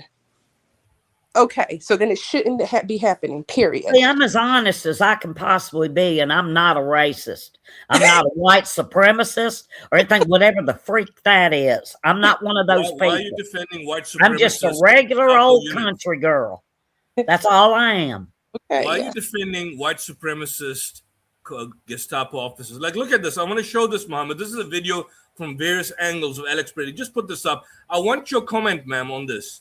I want your comment. So this is what ICE does. Go to the middle. They push a lady. Wait. They beat up a lady. Have a look at this. Pepper sprayed They push her. by an Then officer they while pepper holding spray his Alex phone Brady. Can and you is see then that? They wrestled pepper to the spray him. ground. Then they put DHS him in said the he ground brandished a and weapon. I but wish the you brandished could a do. weapon Can you with run no that weapon. back one more time? So an agent appearing to remove I don't a gun mean to be from difficult, Frank's but I back want to see waistband, that again. I want you to faced see, by an okay, see this officer now. while holding Look his at this. phone and Okay, his now gun who's rested to the who here? ground. Brother, Let's Videos go back. shot Let's from go back. various Look at Can you this. angles can you show just pause federal it? agents. Can you just pause it? Yeah, just Okay. take the Who is volume that down. pushing? That's it. That's perfect. So they push. Look who ICE does. They push a lady like you. I just want to go through this. Yeah. So they push a lady. That's a lady they I push. see that's wrong. I think that's Okay. terrible. Then Alex. That's Alex. Then Alex is there. He's being pepper sprayed and he's got a phone. Then they drag him to the ground. Okay. Can you see that? They I'm drag him looking. to the ground. Then now watch what happens. He's got nothing. But then an agent appears to remove the gun from the waistband. Then they remove the gun and then they shoot him 9 times. Okay, that's not cool. That's not cool. My dad would never have done that. Ever. Well, we never know. Maybe your dad would have done that. You don't know. No, my dad wouldn't have done that because he was an honorable man. Well, your dad comes from the American South, so maybe he would have done that. Who knows? Maybe You he know would have what? been involved in the slave trade. You He would have been talking involved in about the my slave trade and he was deceased born in the father that 19th you century. did not even know? Who in the hell do you think you are? Did your dad protest against the Vietnam War? I was a Did your dad baby. I had protest no against the idea. Vietnam War? Did he? I was a If he baby. didn't, I that had means he's no part and idea. parcel of the system. He supports cold-blooded murder. Did your dad protest for the civil? Did your dad protest for Martin Luther King when he was assassinated? Muhammad, are you Did your going to dad allow protest for him to Malcolm X? defame my When family Malcolm like X was this? assassinated, when Martin Luther King was assassinated by the FBI, did your dad come out and protest? Did your dad support the civil rights movement? So if you're saying your dad didn't do My that, dad we don't was know, on the because your scene dad never immediately supported when the it civil rights happened. movement. He comes from the American South. If his daughter, that is you, the good lady, is defending cold-blooded mass murder on the screens right now, why would your dad basically be any different? To be You fair, support to the be Israeli fair, Because genocide? you're use that. profiling people, and y'all Brother. are accusing everybody Okay, else let of me ask you this. profiling. Let Just me because ask my you this. dad You was support a the Israeli? Southern police Will officer, you condemn you Israel? lumped him in a group of people that I don't even know who you're talking about. Yeah, will You're you condemn guilty Israel of the for what it's same done? thing you accuse others of. Will you condemn Israel for its genocide? I'm going to tell you something, okay? Okay, because I'm going to describe myself to you. I'm a half Black American Muslim that's from the North living in the South, okay? Fabulous. Yes, fabulous. And I'm an American. Been here for generations, my family. And I'm going to do right now, and I don't, it's going to hurt your feelings, but people like you are the problem. Like me. Yes. Are you profiling? I'm talking about That's racist. What? Your You're racial profiling. Your ideology. Your ideology. See? Your ideology. You can dish that stuff out, but you can't take it when it's hurled right back at you. It's thrown at me every day. Okay. Well, quit being a racist. Who said I'm racist? I'm half Black. You are a racist. You called me a white supremacist, and we've never met. Because of your ideology. That's racism. Mass Big murder. time. In its purest form. You sitting here defending people that are racially profiling people and murdering people. What else should I call you? A neo-Nazi? You should call me a human being first and find out where I'm coming from next. That's what you do. Animals aren't racist. Your people are racist. So that's without saying. We know you're human.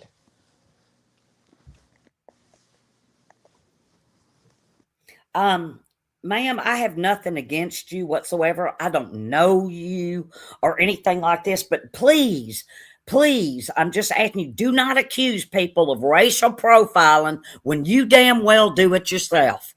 I'm telling you right now, I asked you earlier today because these are masked men who are racially profiling people to determine whether or not they're going to pick them out if they're, to question them about their citizenship. Do you think they're going to be randomly picking out white hair, blonde hair, blue-eyed people to ask them if they're citizens?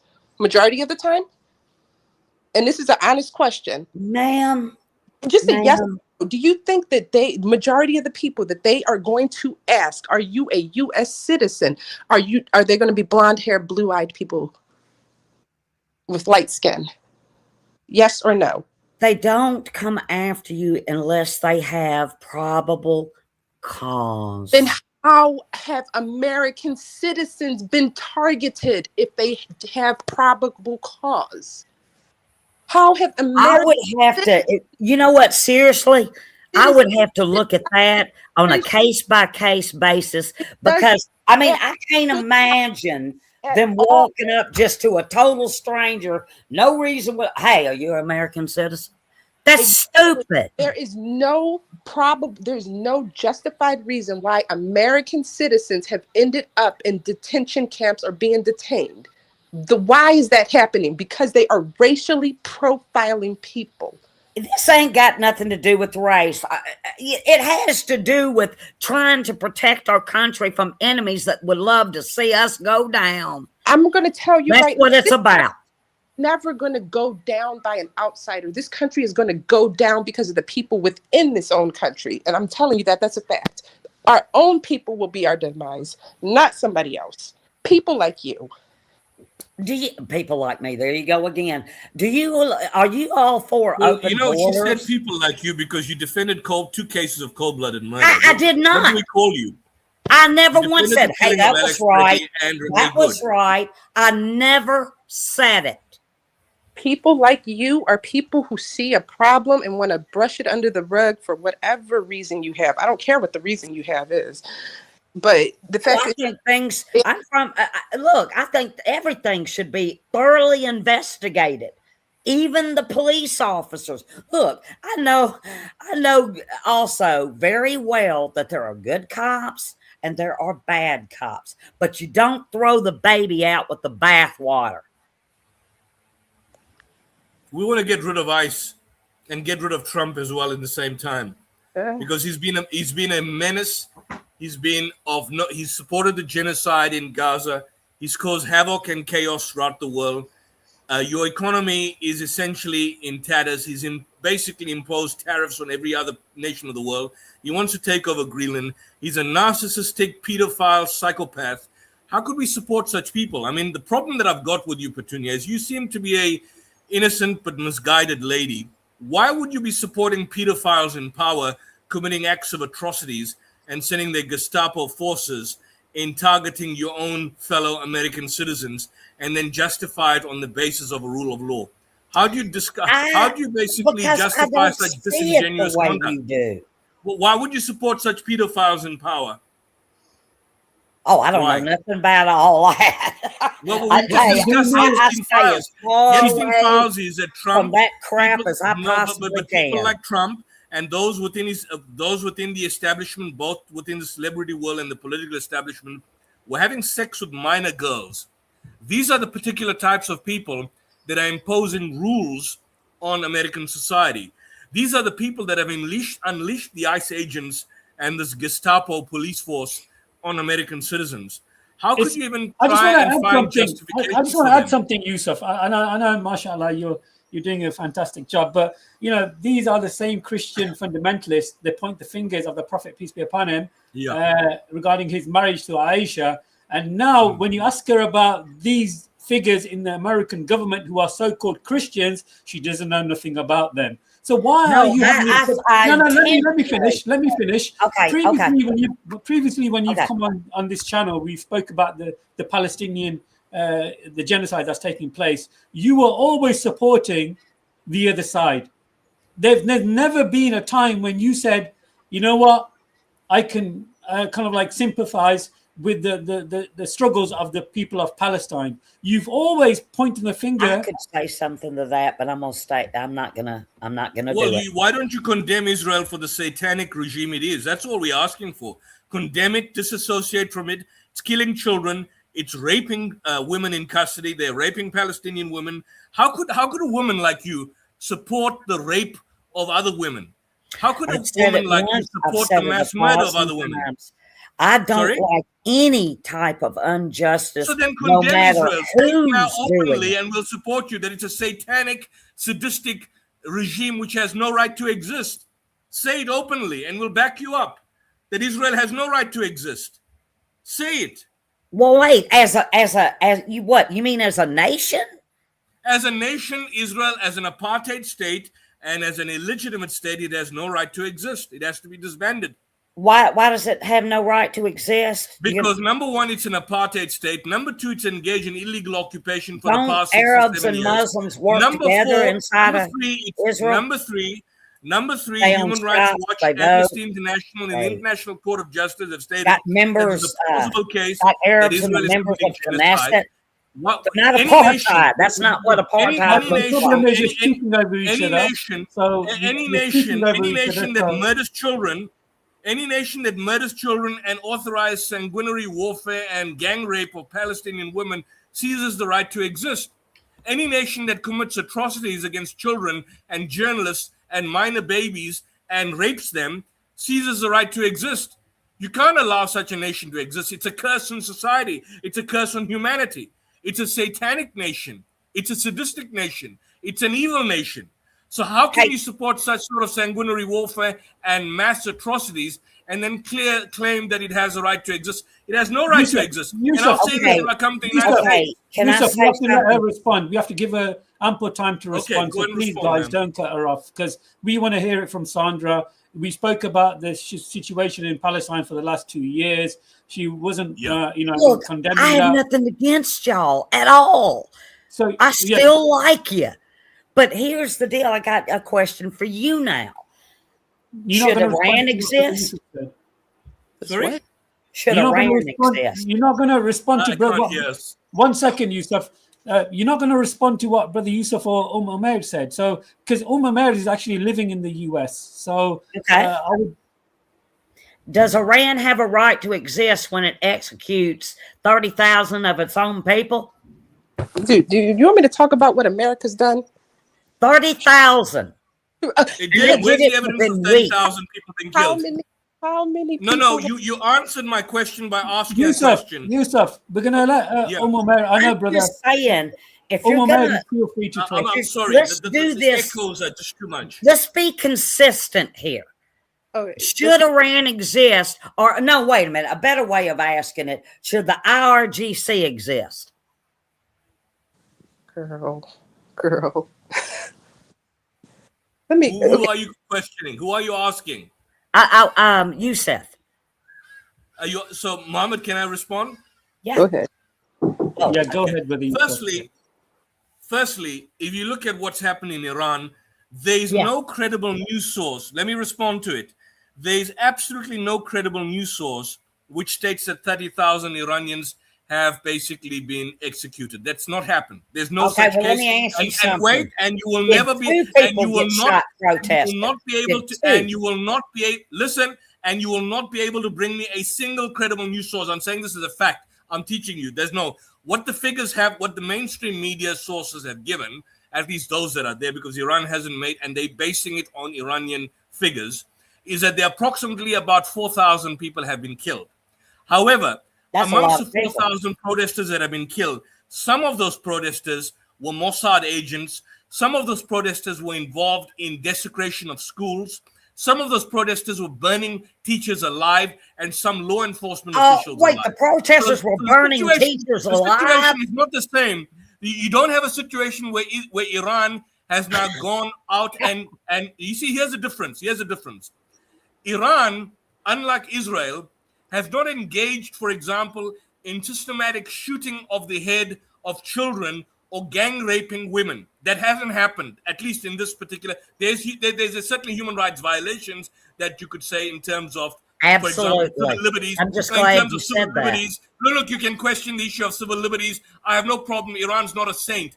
Most of these Arab nations and states are not saints. I don't have a problem with that. But they haven't engaged in the level of atrocities and on the scale of atrocities that Israel has basically engaged in, where, according to Bet Selem, they've gang raped Palestinian women and children as young as 11 in the Israeli detention camps and have shot Palestinian children in the head. I mean, over I'll the past fact 2 check years, that.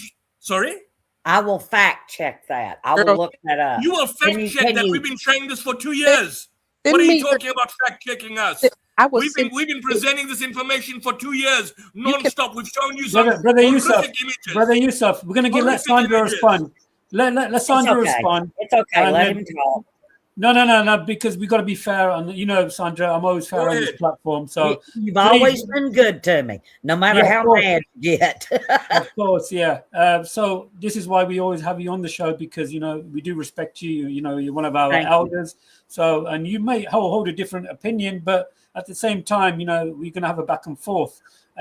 So I want you to respond to what Brother Yusuf said. But Brother Yusuf, after you, I want Sister Umair to mention something, because she's in the States, so she's experienced. Can I just apologize, Mohammed? Can I just apologize? I didn't know that Sandra was an elderly senior. If I was too harsh with her, It's I want to okay. apologize. It don't matter. I can take it. I thought you were probably in your 30s or 40s. I apologize. No. I didn't know you were a senior citizen, but I want to apologize, and I will moderate That's my okay. tone I in can my take next it. communication. I really apologize for that. I appreciate that. I can take it. I've had my butt kicked before, so. Okay. Go ahead, ma'am. And whilst Mohammed, I was just gonna say, when we start talking about atrocities and stuff like that, we had better be consistent, because there's a lot of atrocities going on. I could even speak about the Nigerians in northern Nigeria that are being just slaughtered wholesale and everything. That's horrific. They take them and they get them in the churches. They lock all the doors and set the thing on fire with everybody in it. They take down towns, villages. It just seems like we've gone off topic, because you mentioned Yeah, Iran. we have. So Brother Let's Yusuf mentioned about Iran. A lot of this is propaganda. A lot of it's even in the UK. We are getting reports from the BBC and other media outlets that a lot of these are Mossad agents provoking the government, and that's quite rampant, and we hear it all the time in the UK. So I really would like you. Like Umair is actually the sister, as you can see there, who's next to you at the bottom. She's a born American. So we would love to kind of understand your thought process, and then Umair's thought process, because for the last 2.5 years, every time we did a show regarding the Palestinian issue, you would always look the other way. And for us, that was quite outstanding. And sometimes we're feeling unease, because what we're seeing, you don't seem to see that. So I don't know if it's just you or what is being given on the media, because the sister who is next to you, like I said, she sees a different point of view.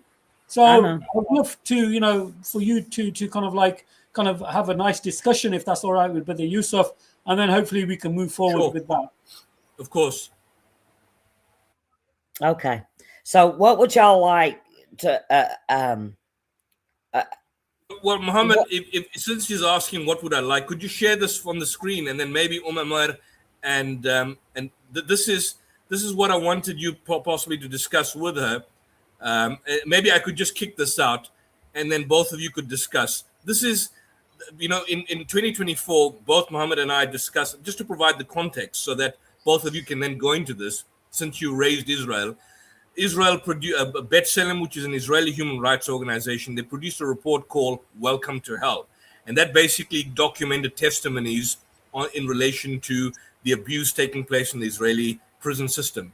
Now there's a new document that came out this year. In fact, I think last year, December, called Living Hell. And this basically documents, for example, the Palestinians who have been in custody since the genocide commenced. And to just give you practical examples, you've got 41-year-old in Beit Lahia in the Gaza Strip stating, during the torture, one of the soldiers raped me. He shoved a wooden stick up my anus, left it there for about a minute and pulled it out. Then he shoved it back in even harder, and I screamed at the top of my lungs, pushed the stick into my mouth and forced me to lick it after he was anally gang raped. So the point is, this is an Israeli human rights organization called the Israeli Information Center for Human Rights in the Occupied Territories. These are Israeli citizens, and they are documenting cases of sexual violence and testimonies of rape and other forms of sexual violence during the genocide. I want you to tie it up with my good sister Umair and possibly explore this, particularly in light of your suggestions, and also in light of course, your defense of the ICE agents. So I want you to basically, I'll leave the discussion to the two of you in the meantime. Okay. All right. What are your thoughts on that? Now, You're asking me what my Mhm. thoughts are? I Mhm. can't defend that. You can't There's defend it. no way in hell. Right. So it's wrong. You agree? You would agree that what the Israeli occupation is doing over there is wrong. You would condemn that. Yes, I would condemn those acts. Yes, I would. Okay. To be surprised, I'm quite surprised. I am very surprised with that. For the last 2 years, we have been doing podcasts and updating the situation to the audience worldwide, what's taking place. And this is the first time in nearly 2.5 years, Sandra, that you've actually said that you condemn it. But then, of course, Umamer was asking the situation now in America with the ICE agents. Are you with that, or are you going to condemn the acts that some of these agents do? Sorry, Umamer, you can take over. Yeah, me personally, I condemn it. Personally speaking, as an American, I don't like what I'm seeing. I don't like what I'm seeing going on in this country, and I don't agree with any of it. I personally condemn any law enforcement officer doing something horrible to somebody else when their job is to protect and serve. But would you agree that they're not protecting and serving, and what they are actually doing is they're creating more turmoil in the country? Well, I think that when mayors and governors give the people the go ahead to spit on police officers, hurl stuff in their direction, cuss them out with the most filthy language I've ever heard in my life, it's causing a little bit of that. Well, I mean, the cursing people out to a degree, and throwing things at them. I mean, okay, when it comes to a certain point, listen. Go ahead. I'm sorry. Okay. Now, okay. I grew up in a generation where, if you get too close to me, I'm going to throw the first punch. I know it's a different generation right now, but that's how I was. You're not going to come and threaten me and expect nothing to happen. These people are intimidating people. They are harassing people. They are targeting people. They are profiling people. And then they are getting upset when somebody takes some sort of action. And it's, honestly speaking, it's justified. Action needs to be taken because it's getting out of hand. And there's going to come a point where, if people don't start taking action, everyone's rights are going to be stripped away. You're looking at what's going on. I'm all about having rights, and I don't want to see anybody's rights stripped away. Well, that's not who we are. Being taken away. And it all started with the Patriot Act. I'll go all the way back then. That was the beginning of it. Now people are openly profiling people. This is not normal. There are reports of people who have gone through the legal process to get their citizenship, and ICE agents showing up in the outside of the immigration on the day of their interview and arresting them and taking them before they can get their interview. Do you think this is normal? No, that's not cool. Yes, this is what is happening. This is what these ICE agents are doing. So you people are sitting here like, oh, I care about my country and people got to do it legally. And, I just care about all of this. And when the problem is not them, the problem is us. I was listening to everything that you said, and a lot of things that you say make perfect sense to me. Okay. Mm-hmm. But when you say that these people are afraid, they're being intimidated, they're being stuff like that. Honey, I've been watching the footage for a while now, and all these guys have got to do is just show up in the neighborhood, and they are immediately surrounded and cussed at. These people are not afraid. They've been given the go-ahead to treat these officers as badly as you can possibly treat them to get them out. I'm going to say, who's intimidating who here? Listen, when a group of masked, armed men, face coverage in a mob come to your neighborhood, do you in Minnesota, it's like 3 degrees, isn't it? It does not matter. where they are in the country. I've seen pictures of them in Arizona with their face covered. Okay. I've seen pictures of them in Alabama where I live with their face covered. Their Okay. face covering their faces. When a group of masked men come armed in a mob, do you think that it is a natural reaction? Because this is not normal for American citizens. Remember that. We don't have, this is not a normal thing that goes on in our lives. Do you Right. think that people should just take this as, oh, this is just another normal thing? This is normal. No, people are not going to take this as normal. Of course, people are going to get a little rowdy because it's not normal. They're getting rowdy because the mayors and the governors are encouraging them No, to they're do it. getting rowdy because they see where this is headed. They see This is headed for insurrection, and that's a very dangerous thing. That takes down nations. exactly, and you are in support of it. I'm not in support of insurrection. Well, if you're in support of what the U.S. what they're legally, quote unquote, legally doing, then you are in support of the fall of this nation. Because Well, I'm can telling I you, ask you a question? go ahead. What do you suggest? Let's pretend that let's pretend that no American citizens have ever been mistreated. Okay. What if ICE came and only took the ones who have police records and are here illegally? How do you suggest they do that? What would that look like? I would suggest that if they're going to start taking people away with police messenger records, they should start with their president. Start from the top up, okay? No. That didn't answer my question. Yeah, I'm talking about real illegals that are here to harm us instead of do us good, and they need to be got. Okay. What would that look like? What would be the right way? I would say anybody that does anything illegal should be held accountable to the laws of the land. Okay. But I'm not going to just single out, oh, let's go for the illegal people first. Go for everybody. Majority of the crime in the United States is done by U.S. American citizens. Can I ask you a question, Sandra? Do you want all? I want to ask you a question, Sandra. I don't want to interrupt this conversation between the two of you.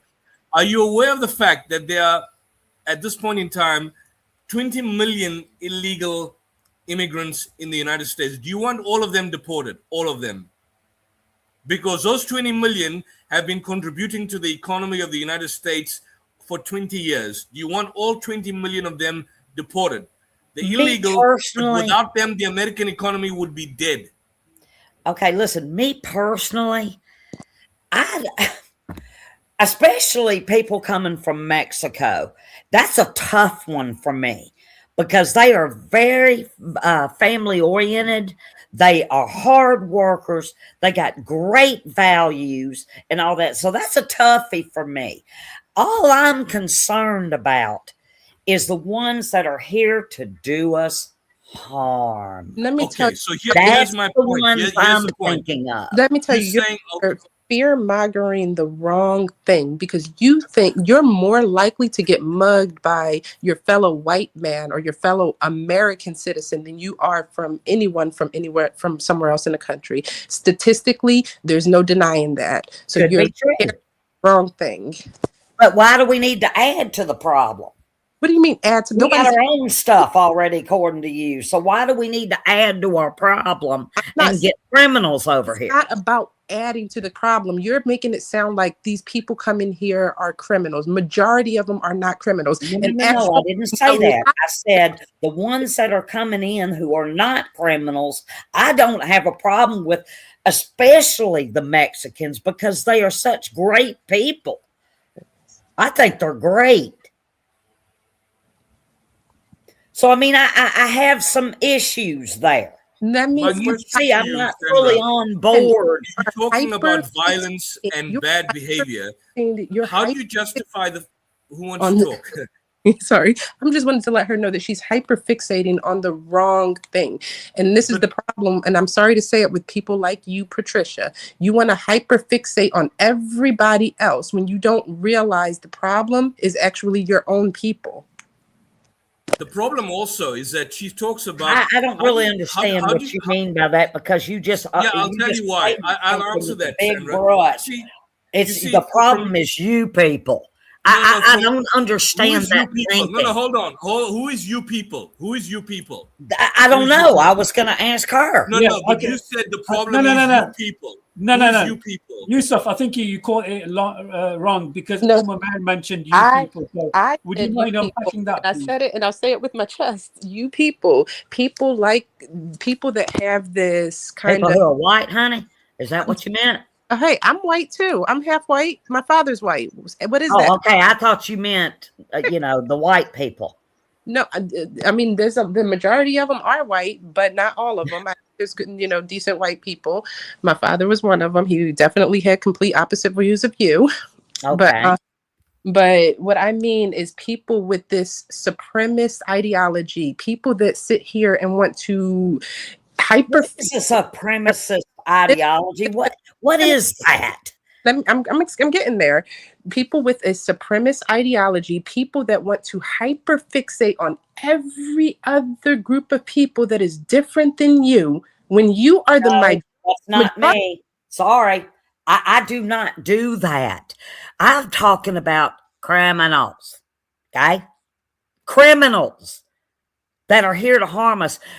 All right, let me ask you this question. Cassandra, some of these people who were pulled out the vehicles didn't look like a criminal to me. So I know that. That's why I said a second ago that there are some things that I do have an issue with. There's some things that I do have an issue with. I'd love to ask you about, especially the Epstein files and how your President Trump is involved in all of it. And of course, Mossad is also, like Epstein, was more likely a spy or an agent for the Israeli government. Do you still like... Epstein was. Can I mention one? I didn't know that. Your president's a pedophile. Sandra, your president's a pedophile. How does that sit with you every night when you go to bed? Yusuf, your president's a pedophile. I would have to have 100% proof of that. Well, go do your research because you're sitting and do the and by the way, talking about harm to the immigrants, 2025 was ICE's deadliest year in 2 decades. 32 people died either in ICE custody or being shot dead by ICE. So how does it fare well with your questioning about the harm that these aliens are doing when it's actually ICE that's committing the violence and not these aliens? But my question to you is, how do you justify the fact that Trump now was a notorious pedophile? He's now basically being shown in the redacted files as having been a potential pedophile, being associated with a pedophile. Does that sit well and comfortably with you as a proud American? If it were true, it wouldn't. Okay? If it were true, it wouldn't. But you're telling me you're sitting here doing research on, you're actually taking the time to do a research on the black and brown people that come here on quote unquote their criminal records, but you're not willing to take the time to do the research on your own. I just said I have to. I'm going to. You're going to. Why haven't you? Did you vote for president? Did you? Because I stay as far away from people's personal lives. Did you vote for Trump? Did you vote for Trump when his first election when he won? No. No. Did you vote for? Who did you vote for? I didn't vote at all. Okay. Did you vote when he ran the second time? Nope. Nope. You didn't vote. When did you start voting in your life? I've never voted a day in my life because I think it's a circus. Okay. Are you in support of Trump? I think his heart's in the right place, but he's just a man, and he's not. His personality gets in the way, to be honest with you. But his heart is in the right place. Do you think he's a good? Do you think he's a good Christian? You've done a lot of research on the criminal records of immigrants? Am I right? No, I haven't. No, but they have. That's not my job. It's not your job to sit. You're sitting here saying, "Oh, the criminals," and then you're on the next second going to tell me you haven't even done any research. I mean, tell that to the families who have had illegals coming across the border and murdering family members. Are you saying that doesn't happen? Nothing you say matters at this point because you're speaking out of ignorance. No.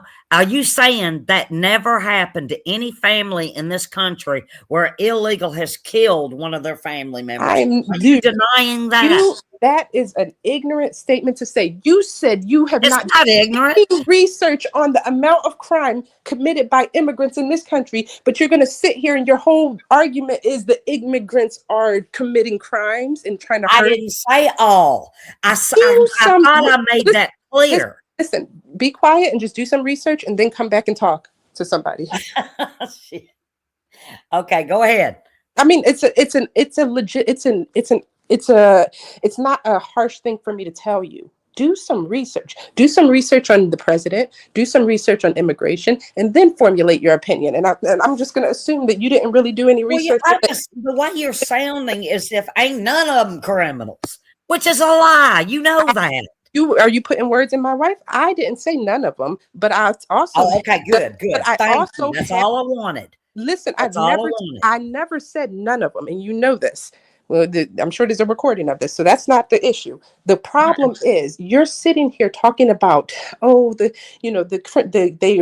could come in here trying to harm us. I'm afraid of them coming in here to harm us. The criminal records, all that's about crime, and you haven't even done any research on any of it. Ma'am, do you understand where I'm coming from? High crime in your country. Let me ask you something. Is what I'm saying wrong? No, I'm just saying that the whole time it seems to me that you have been just lumping groups of people together. That's profiling. And you're accusing others of doing that. Be consistent. That's all I'm asking. Okay, what groups of people have I lumped together specifically? White people, all police officers. My father's white, so does that mean I'm included in that? I'm grouping myself in that? No. Okay, I understand that your father is white, but you're the one that did it. You called a total stranger whom you've never met a white supremacist, and I don't even listen. I don't even know what it means. Ideology and a race are two different things. And yes, I have grouped an ideology together, just like I'll group all the Zionists together. Big deal. Okay. Fair enough. Exactly.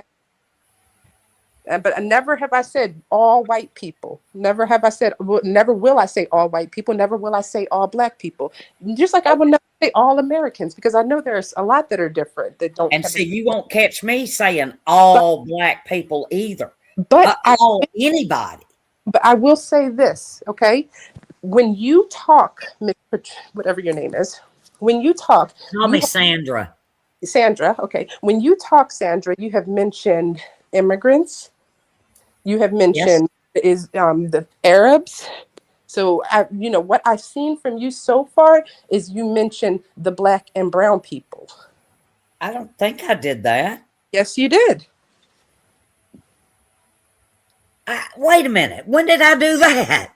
When you were talking about what's going on, you mentioned Iran and you mentioned Arabs when you were talking about that. When we talk about the immigrants, you mentioned the Mexicans, you mentioned Nigeria. No, I'm not mentioning the people themselves. I'm mentioning the situation that's going on. I'm talking about a situation, not a people. But you are inadvertently only talking about black and brown people, and you don't even realize it. That is the saddest thing. But I heard that you defend the Israeli. Honey, I don't pay attention to people's skin color. It means absolutely nothing in the eyes of God. There are so many people so worried about skin color, and that's the dang problem. Drop it. We're all people. We bleed. You're whitewashing what you're doing and you don't realize it. We all bleed red, okay? Get over the skin color. Who cares? I should be saying that to you because you inadvertently are only concerned about. I think you're reaching there. I've went out of my way since I've been here to sit there and try to explain that you shouldn't lump a whole group of people together. Hey, you're all that way. I don't do that. Is what I'm saying. Sorry. I just want to bring it back a bit because I asked her initially regarding the Epstein files, and I don't think she actually touched upon it. Yeah. Even Brother Yusuf mentioned the possibility that Trump is a pedophile, or majority of the people in government are all involved in this human trafficking. And share the latest screenshot with her to answer. Share it with her. Let her answer, Mohammed. Yeah, share it with her and let her answer. What does it say? Can you not see the screen? Yeah. Can you make it a hair bigger, Okay. please? Okay, that's good. That's good. Individuals frequently mentioned and implicated. Prince Andrew, Bill Clinton, Ghislaine Maxwell, Alan Dershowitz. I'm just looking at the names here. What they did, Elon Musk, Elon Donald Musk showed Trump. communication between Musk and his. Look at Trump, mentioned numerous times. Trump is mentioned the most, with all photos and references. One document alleges a 14-year-old girl was introduced to him at Mar-a-Lago. And this is after Epstein was convicted in 2008 of soliciting child girls for prostitution. So it's possible that your president was having sex with 12 and 14-year-olds, being the perverted. I mean, we know he's had sex with them, with prostitutes and pornographic actresses and porn stars. That he's confirmed. We know that. So your president is a sexual pervert on one level. We do know that. Are they investigating all this right now? No, hold on. Your president, they should be now, because the FBI did basically release something. They are claiming that there's information that's redacted, which in fact is more damning in respect of Trump. But on one level, we do know that your president is a dirty sexual pervert. We know that. That's quite clear. We don't have to debate that at all. He's a pervert. He's a narcissist. He's a psychopathic scumbag. But the more disturbing thing now is that he's having sex with children. No. Are you denying that? Are you denying that he's a pervert? Let her respond, please. Okay. Are you denying he's a sexual pervert? No, I'm saying it needs to be investigated. These are allegations. No, hold on. That he confirmed. These are allegations. No. I'm not talking about the children. I'm talking about in the general sense, having sex with porn stars, sexually abusing women in general, having sex with multiple women. Oh, it's horrible. He knows that's happening. That's happening. Prostitution and all of that. That's he's done. I'm talking about these aspects, these documents, which he was hoping not to circulate them to the public. People were begging him to release them. Now only 3 million have been released out of the 6 million, and out of the 3 million, most are redacted. They now indicate information where he was apparently cohorting or soliciting 14-year-old girls at Mar-a-Lago after the Jeffrey Epstein conviction in 2008. And out of all the people who's referenced, I'll let you answer. Can you explain, out of all the people who's mentioned, Trump is mentioned the most out of all the people. Out of all the people, Trump is mentioned the most. Yet the private communications between Trump and Epstein are not there for some bizarre reason. Okay, here's the deal with me. If you can't already tell already, that's some horrible stuff. Anybody in their right mind couldn't defend that.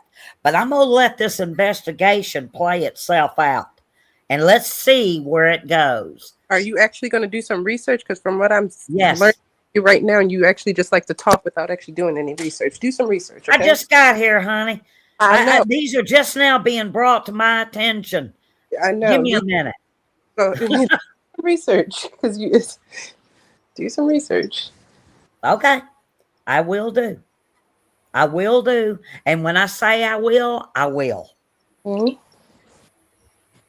Okay, well, we're not going to hold our breath, because it's been 2.5 years and we told you there's a genocide going on in Gaza, and you were just totally refusing to accept that. We informed you over the last 2 years that there were rapes and gang rapes and young children being shot in the head, being shot in the groin. Yeah, but I also in return told you what the what am I saying? The Hamas guys that went across the border, what they did to those people, burning them alive, burning babies alive, tying family members together with wire, setting them on fire. I mean, you know that's been debunked. You know that's fake news. You know the fact that even basically your own major newspapers, even the coroners said that some of the women had been raped so violently that they had broken pelvises. Those are lies. Listen, those are lies. And we've had programs. Yes, you can go to Wikipedia. I want to share this with this good lady. These let her are basically go Put home it. and Put the link in the Sandra. YouTube no, but chat, watch this 'cause now. What in real time? We don't know. We don't trust. You may not study this at home. Just share this with her. Sandra. Go to the site called Hamas beheading hoax, and it Okay. deals with the hoax No, of I know beheaded about the babies. baby headings. They said there were 40, and it turns out not to be true. Let I me know The ask whole all thing about was fake. that. The Sandra. rape was also hoax. There were no rape cases. In fact, now the one instance by in the New York Times report by this particular reporter, I forget his name. It's such a long time. We did a complete piece on it.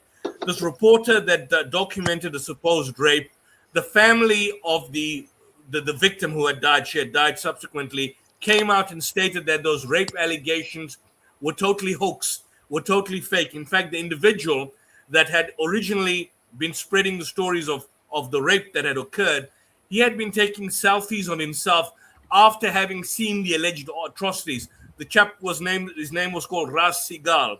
And Ras Segal, who was the first individual that was on the scene and purportedly documented these supposed rapes and atrocities and burning alive of people that were taking place, eventually, after having seen that, he was found and caught taking on his Twitter handle selfies with him smiling. A person who had just allegedly watched mass gang rapes and people being burned alive Okay, and well, that's babies pretty being damn beheaded. sick. Yeah. Then you had an organization called Zaka, which is run by a pedophile. I'm not making this up, by the way, believe it or not. And this individual who runs Zaka was linked in the Epstein files. He was a rabbi that is linked in the Epstein files. His organization came up with the idea of mass rapes. And now that's also been debunked because there's no evidence that anyone was in fact raped on October 7th. No evidence of any rape that had occurred on October 7th. What is quite Wow. clear that, well, Wow. this is a fact. This is a fact, Sandra, that there's no beheaded. Firstly, every news item was talking about beheaded babies. There were no beheaded babies. Every news item was talking about people being burnt alive. Now we've realized that those There's a vehicles and photo, those but there's a photo that exists of a there's father none. and son being No, hold wired on. together and No, charged. no. You're wrong. And I need to. I'll pull up the files. Those Okay. photos that you basically see of those convoy of vehicles and people that were burnt by Israeli Apache helicopter gunships. Israel and the Times of Israel and the Jerusalem Post has confirmed that Israel invoked the Hannibal Directive on that particular day. The Hannibal Directive is that if there is a hostage situation in the traditional sense, then rather than allow any foreign group to take hostages, they ensure that they kill the hostage takers and the hostages by blowing them up. And that's exactly what they did on October 7th. Israel burnt alive its own civilians. Israel burnt alive the convoy of vehicles. Israel burnt alive its own Israeli citizens that were being taken away by Hamas in hostages. It's quite clear that Hamas did shoot certain individuals, and a large number of people that were shot were in fact Israeli soldiers, and that's fair game because Israeli soldiers regularly engage in mass atrocities. So there was no beheaded babies, there was no mass rape, there was no burning alive of people, and yet your What did president they do? lies that there What was did none. they do? No, where's the evidence? Show me a No, report. I'm just saying. I'm saying, okay, let's pretend none of all that happened. I'm gonna go with him. I'm gonna give you that. I'm gonna give you that. What did they do that day? Let's pretend. I'm telling you as a fact. You can't pretend it didn't happen. It didn't happen as a fact. So you can't say let's pretend it didn't happen. I'll It give didn't you happen that. as a fact. Can you tell me what they The alleged did do atrocity. though? You see the rumors of the alleged atrocity of the kibbutz, which was the target of the Hamas attack.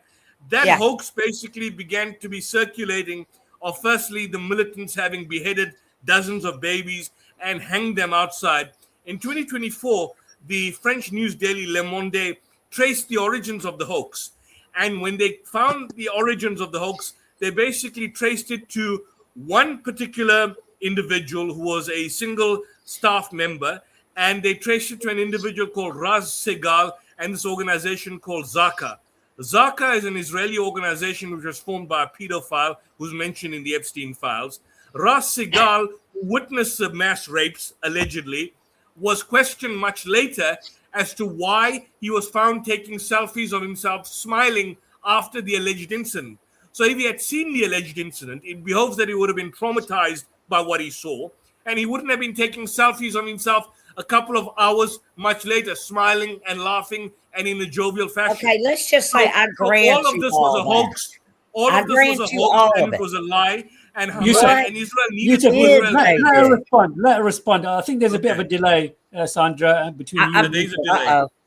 So Listen, I tell you what. I Can just I want jump to off add for a something, few minutes Sandra. and come back? Sandra, I've got some issues. add something. I just want to add something. Yes. Go ahead. Every time myself and Yusuf did the show for the last 2.5 years, we were highlighting all of this information, not from Muslim sources or Palestinian sources or Hamas officials. It was from agencies from within Israel. Okay, so you would always use this argumentation, but Hamas did it first, or what made Israel or the IDF respond to this genocide?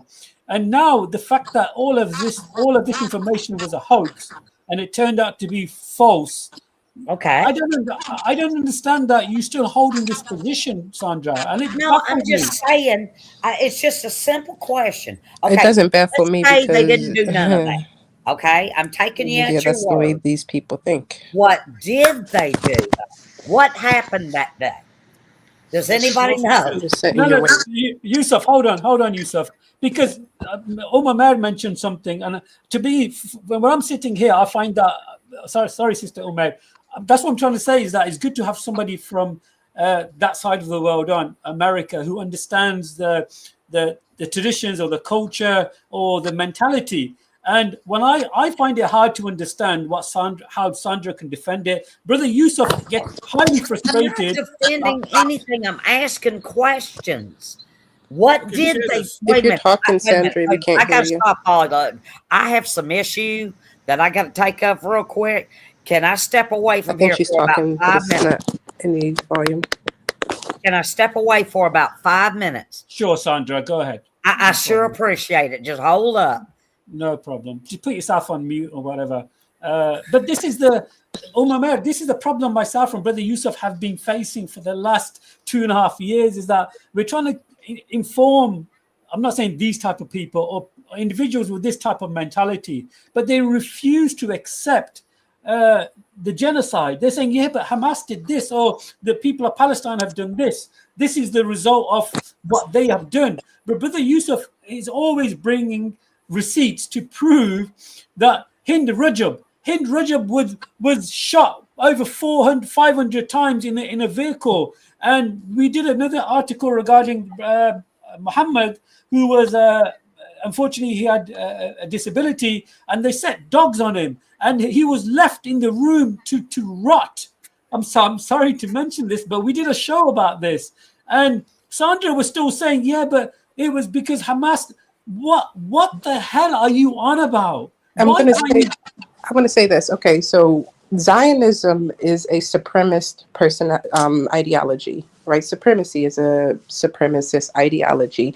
What is supremacy? A group of people, or it all falls into eugenics, who believe that they are better or more superior than another group of people. So there is nothing you can say to people like that will make them believe it if they truly believe it in their heart, because at the end of the day, they think that they are better than you or me or this person or that person.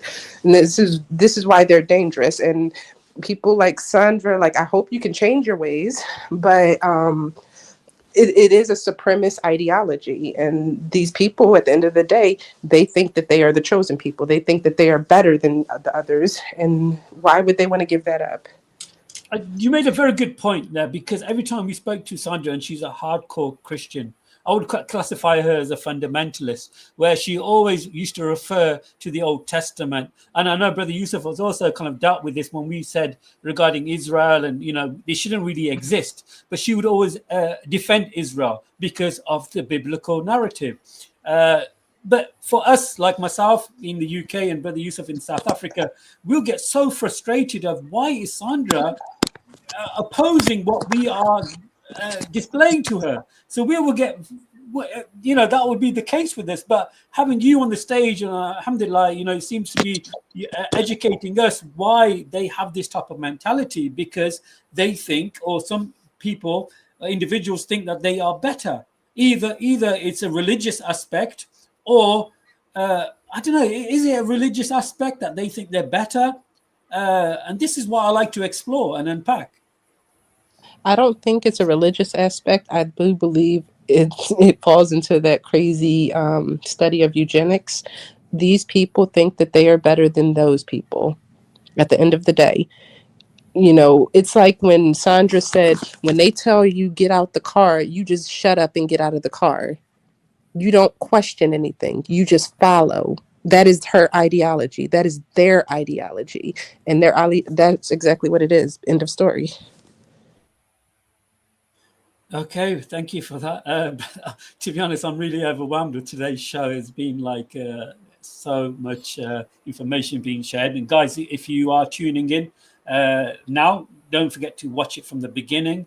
Don't forget to subscribe to my channel, COVFF, and of course, Brother Yusuf's channel, the South African Debate Initiative. Please go and subscribe to the channels. Myself and Brother Yusuf have been shadow banned. This is one of the reasons we haven't really been on YouTube as much. I'm also available on TikTok under the same name of COVFF. So I've been on TikTok for the last couple of weeks. So please, if you are on TikTok, give me a follow and give me a shout out. I really prefer that. Would find that good. I'm just reading the comments at the same time. Thank you, Amanatullah. It's been a long time for us doing this. It looks like you've changed your name, mashallah. I really appreciate your support. But yeah, Brother Yusuf, do you want to wait till Sister Sandra comes back and we can share your screen, or do you want to say something? Yeah, you could share the screen here. I think we've discussed this ad nauseum. I mean, I can't believe that after 2 years, and people like Trump still repeat this. I'll apologize if I came off a little harsh, Sandra. But I meant everything I said. But if I said it in a way that offended you, sorry.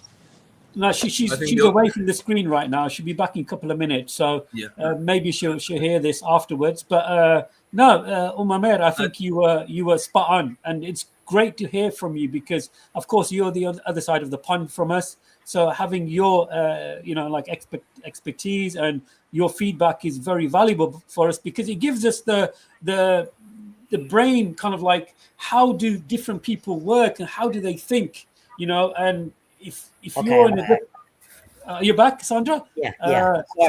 So you guys can continue, and I'm gonna have a little break. Yeah, look, I just wanted to say something to Amir is that I don't think you were at all harsh. If anybody's harsh, and I think Muhammad knows, it's myself, and that's just my nature. I think are you muted, Yusuf? I can't hear you. Hey, I come from a long line you can hear him? of loud people in my family, so I'm okay. So Sandra, just before you left, you made a point. I just want to go through this article with you, and we can go through it together. Can you see this?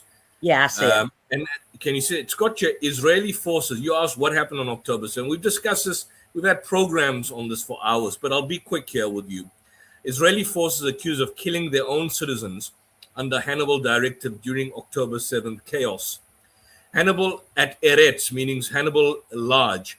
These words reported by Israeli newspaper Haaretz confirm what many Israelis have feared since the Hamas attacks in October. Israeli forces have killed their own citizens. That was on October 7th. A number of Israeli hostages have died in Gaza. By drones, did it say in the article drones were doing it? They were sending drones to kill not drones. They were using Apache helicopter gunships to kill their own civilians. Right. So the Israeli military is coming under increase to reveal just how many of their own citizens were killed by Israeli soldiers, pilots, and police in the confusion of the Hamas attack on the southern Israeli. This is from the ABC Australian broadcasting newspapers. Survivors and relatives have been asking not just what went wrong, but whether the military invoked the controversial and supposedly rescinded Hannibal directive. This Hannibal directive, it goes into the details. It basically means is that where there's a hostage situation, rather than to avert the hostage situation, they basically kill their own civilians. They kill their own civilians, they murder them in relation to that. After October 7th, there were some testimonies from Israeli citizens that Israeli forces responded to the Hamas attack, killed their own citizens. They killed. That's not Nevertheless, good. many Israelis and supporters of Israel condemned anyone who suggested it had occurred, even though eyewitness testimony and basically have basically concerned that. The IDF has not confirmed or denied. They could have denied a version, only saying it is one of the many things from that day under investigation. Now, this is more than a year ago. This was mass Hannibal in July. This was 2024. In 2026, the Israeli newspaper Haaretz revealed commanders in the IDF gave the order to fire on troops who had been captured by Hamas at 3 separate locations, explicitly referencing the Hannibal directive. One former Israeli officer, Nov Erez, told Israeli that the directive was not specifically ordered, but was apparently applied by responding air crews. And then he goes on to give a quote. This was mass Hannibal. It was tons and tons of openings in the fence and thousands of people in every type of vehicle, some with hostages and some without, and so they were shooting them. Air Force pilots described the Yedioth Aharonot newspaper the firing of tremendous amount of munition on October 7th at people attempting to cross the border between Gaza and Israel. The frequency of the fire at the thousands of the terrorists was enormous at the start, and only at a certain point did the pilots begin to slow their attacks and carefully choose their targets. So tank officers have also confirmed they applied their own interpretation of the directive when firing on vehicles returning to Gaza, potentially with Israelis on board. So you might be killing them with that action. That is right. But I decided that this is a right decision, that it's better to stop the kidnapping, that they won't be taken, so we therefore kill them. So you saw those burnt convoys of vehicles. Those were destroyed by Israel, not by Hamas. Those burnt houses, those were destroyed by Israel. You mean not all by of Hamas. those loads of cars that we saw? All those cars. Tank ordered fire on house. In 2 incidents, Israeli civilians survived Israeli forces firing on them and killing other hostages. One survivor of Kibbutz Nir Oz, a Gaza border community, described being fired upon by the Israeli military. And this is in the Jerusalem Post, as Hamas members tried to take her and other hostages across the border. So they were fired on by the Israeli directly. And here's the burning of the homes. You know who did this? Not Hamas. It was being done by Israel. IDF helicopter appeared above us. At some point, the helicopter shot the terrorist, the driver, and the others. Now, these are obviously Israeli witnesses that that do not side Hamas, and so they call them terrorists. But they stated that they were being shot directly by Israel himself. One lady said one woman, her friend Efrat Katz, was shot and killed. 6 months later, this was 2 years ago, an Israeli force investigation acknowledged that it was likely an Israeli attack helicopter which had targeted the wagon and had killed Efrat Katz. So you find, for example, burnt vehicles. Israeli forces accused of killing. Brother Yusuf, there's a lot of information. We got to let Sandra respond because it's kind of so the nutshell. Can I just summarize it? The nutshell is those burnt convoys of vehicles, those burnt houses, those burnt bodies were being blown up and done by Israel, not by Hamas. Hamas never, and then afterwards, after they were burnt by Israel, Israel then claimed Hamas burnt them. While Israelis doing all this killing that we're seeing here in this article and everything, what was Hamas doing? Were they giving them a dozen roses and a box of candy? Hamas was attempting to take Israeli soldiers and Israeli civilians who are also soldiers hostage. That's what Hamas was doing. They were trying to take them hostage. So they were trying to take them as hostages in order to negotiate the release of 10,000 Palestinian prisoners who were being kept in Israeli dungeons. That's what Hamas was doing. Okay, so they never fired one shot and killed anybody. They did shoot. They didn't burn, but they did shoot. They shot Israeli soldiers, and that's fair game. Israeli soldiers are legitimate What targets. about the video footage of an Israeli man just happened to be walking down the sidewalk and a terrorist comes up and shoots him dead and he fell like a tree right there on the pavement? What about that? And he wasn't a soldier. No, there was no such video of the. I saw the video. The video you're referring to was an ITV news report, when you're confusing it with the Israeli soldiers killing him and then blaming Hamas. What had happened? ITV released that's all footage. I want to know. I'll show you the video now. ITV had a footage. I'll show you the video. ITV had a footage where a man was crossing the road, and he was going to a particular location, and the Israelis shot him. And when Israel was confronted about that, they then said Hamas shot him. I'll find the video for you. I'll even find the video for you. If you've got it handy, that would be great. But if you don't, but now you're not answering this question here. You're not answering the question that Israel killed its own civilians on October 7th. Why are you not answering that? Evidently, the article says they did. The article, well, not only the article says, the Jerusalem Post said they did as well. The Jerusalem Post, the Haaretz, the Times of Israel confirmed that as well. Israeli newspaper confirmed that. So what do you say about that now? Now that I've showed you, and we've had programs on this. We've had programs on this. 2.5 years. Yes, it here. I think there's one. Yes, it here. I'll show you here. Hold on a second. ITV News. Let me try and get this. You know, it reminds me, this is going to sound horrible. There's a old story in America about a group of slaves that one day they in the middle of the night, they unalived the entire village of all the white people. And I feel like Sandra's the type of person that will say, oh, they were wrong. Yeah. But no. Yes, it is, Sandra. I've got it for you. Sandra, I would like to think I'm smarter than all that. You are smart, but you shouldn't be justifying mass murder, Sandra. 1 second, Brother Yusuf. You are smart, but you shouldn't be justifying cold-blooded murder like your father did. Brother Yusuf, like this is my what father did. What? Sandra. My father? Sandra, for the last 2.5 years, we've been telling you that there's a genocide taking place, right? Yes, but you always used to come out with but I try to look at both sides of the story. That's what I try to do. But the Israelis Sandra, the Israelis are the occupying force. They have got no right in that land. It's the land of the Palestinians. And we gave you this scenario. Sorry, Yusuf. And we gave you this scenario so many times. If somebody comes into your house and puts you in the back garden, locks you up in a cage, beats you now and again, once a week, probably feed you, probably come and grape you, whatever. You're like, yeah, but that's not an issue. But I don't understand. No, it is an issue. That would be an issue with me. Oh, come on. But this is what's happening. This is it. This is their land. It's the land of the Palestinians. Okay. And the West Bank. I need to ask you to do me a favor. Yusuf, I need to ask you to do me a favor. Will you please apologize to me for what you said about my dad? What did I say about your dad? You just said something about cold-blooded murder. Well, the point, you see, it's because you said if your dad was around, he wouldn't have supported this. So I'm saying, no, he wouldn't have. Well, my question in response was your dad part of the civil rights movement in the 60s? I was a baby in the 60s. I was born in 62. How old are you, Sandra?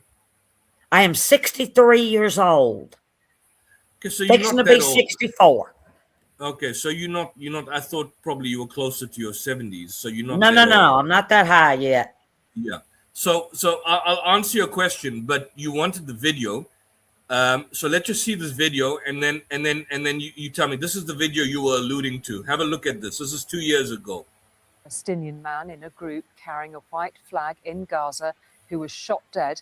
The Israeli military told us it was not aware of the incident. It then said we had edited the pictures. Those pictures last week prompted accusations of an Israeli war crime from around the world. Now an Israeli general has come close to owning up, saying his troops were in the area and there are mistakes. This is war, he said. The funeral of a husband and a father. A Palestinian civilian shot dead under a white flag and with his hands up. Ramzi Abu Salul was killed in southern Gaza on Monday of last week. He was one of 5 men waiting to see if Israeli soldiers positioned a few hundred meters away would let them cross battle lines to rescue relatives. عند الحجة وأخويا وعنده حوالي 50 نازح أو 70. A cameraman working for ITV News interviewed Mr. Abu Sulul about his intentions. Then, just a few seconds later, fearful for his own safety, the cameraman stopped filming as he ran, but resumed a few seconds later. The IDF used this pause in filming to raise doubts.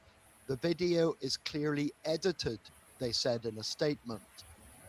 ITV News has now obtained another video of the shooting, and this recording is continuous. There are no breaks or edits. Here, the two videos are synchronized, and it's clear there was no interference or trickery during the 5-second pause in the original recording aired by ITV News. Just after the shooting, our cameraman in the pale blue protective gear shouted, "The tank fired! The tank fired!" Here you can make out the tanks to which he referred. The gunfire came from more than one weapon.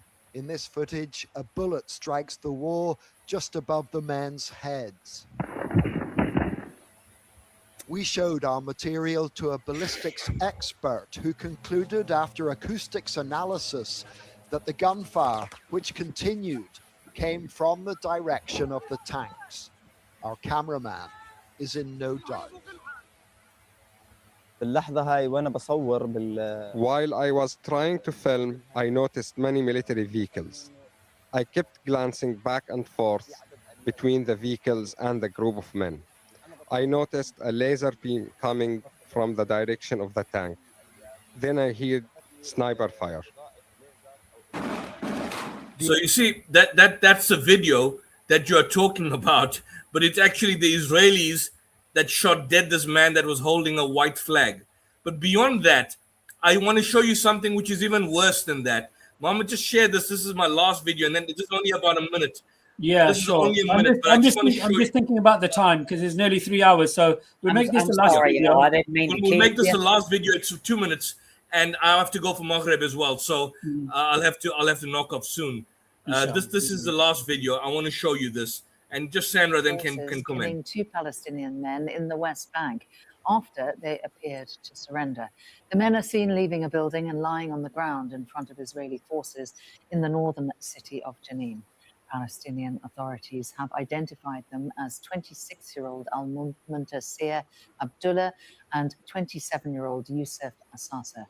Both men lift their T-shirts, they hold their hands in the air, apparently to show that they were not carrying weapons or explosives. The Israeli soldiers then appeared to order the men back inside the building before they were shot. Our Middle East correspondent Adam Parsons is in Jerusalem and has the latest. Well, that's just nuts. So they shot them. So both the videos you were talking about are Israelis killing Palestinians. It's got nothing to do. There's no video you'll be able to show online on the net of Hamas killing anyone. I challenge you, not one. And then they crushed these people with the garage. So they shot them dead. They put them in, and they let the garage crush their bodies after they were shot dead. So they were crushed to smithereens. So the first video was a video you were referring to. The second video was a video which, again, and all these videos show Israelis murdering Palestinians. Not a single video of Hamas killing any Israeli. Not a single video. I cannot defend that, and I won't. Yeah.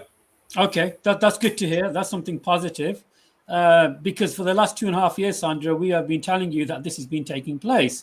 We mentioned Hind Rajab. Remember that, Yusuf? And of course, that was a war crime. And also Muhammad, who was, in his own property, they set dogs on him, and unfortunately he died. He had a disability, and they left his body in the apartment for days. And we've been telling you this for ages, but unfortunately you don't seem to understand or grasp that the Israeli government, of course with the IDF, is committing a genocide. And you still seem to have this ideology, but it's what have Hamas done? What have the Palestinians done? What do you want them to do, Sandra? Do you want them just to say, okay, here's the land, we're going to move out? What is it you want these people to do? And this is why I've been struggling for I think everybody just needs to learn to live together in peace and harmony. Everybody needs to lay down their weapons. And if you want my opinion, everybody needs to just stop this stuff. That's easy to say when it's not your property that's being taken away, not your land, not your family that's being attacked. Oh, before I know your time's running short, I want to make this very clear before y'all kick me. Is when we were talking about the lady, Renee, that was shot by the ICE agent. I want you to know that I cried my eyes out that day because that was something that did not have to happen. But there were choices, bad choices being made. Now, the other guy that got shot a whole bunch of times, after the one shooting of the lady and everything, I removed myself from it. But I'm telling you now that there's two sides to every story. I knew you were going to say that. I really knew you were going to say that. Ask her that. Ask I knew she was going to say the that. guy, again, it's back to square one again. Ask her the question. No, wait. I'm just trying to say that I'm not a cold-blooded person. These things do affect me and everything. I don't know the ins and outs on the other guy. I just know. Well, you can ask them in the hereafter. Cooler heads it's too late. It's too late because they're dead now. So how are you going to get the other side? You know what they were thinking. Okay, you in your mindset, the police officer was scared, right? Okay, what about the lady driving the vehicle? When are you going to ask her? I guess it's too late now, isn't it? Because she's dead. Besides that, Muhammad, she can see. Sandra, do you have common sense to see that when you shoot and drill someone with 9 bullets in the body, that is not self-defense? When the Israelis drill 500 bullets into a 6-year-old child, how can you say there are two sides of the story? There are two sides of the story. When the facts basically show, I understand that. No, Yusuf, closer to home. Yusuf, before we end the show, I really want you to play the clip of the Red Crescent lady speaking to Okay, let me get the clip. I want her to listen to it. Guys, this is really emotional, all right? So I really want you to, her last words before, the tank completely destroyed the vehicle that she was in. We're going to play an audio clip of this young child. Let me go to TRT World. Here's it. I'll get it for you right now. Hold on a second. Hold on. I'll get it. Let me share the screen. And I want Sandra to think about this and dream about this tonight, Sandra. Muhammad, I've always said that I'm against any atrocities, no matter who's doing it. I still feel the same way. Yes, it's here, Muhammad. Can we play it? Okay, we're going to play it. Yeah, appreciate that, Sandra. Share the screen. Right, here we are. You get it.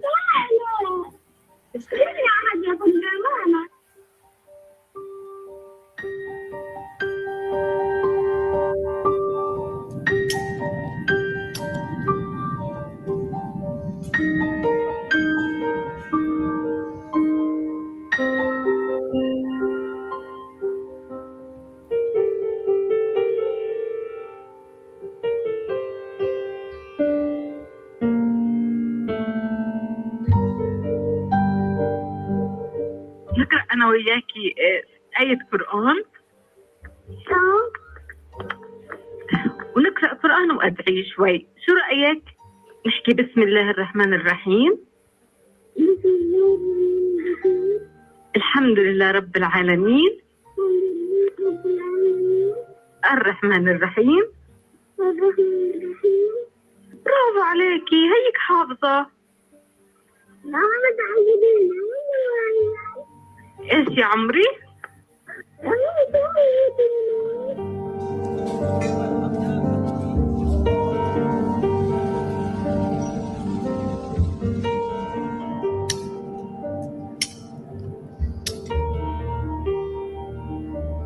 Those are flies there. Maggots. I promise you that Jesus was there with her. And I just What? can't.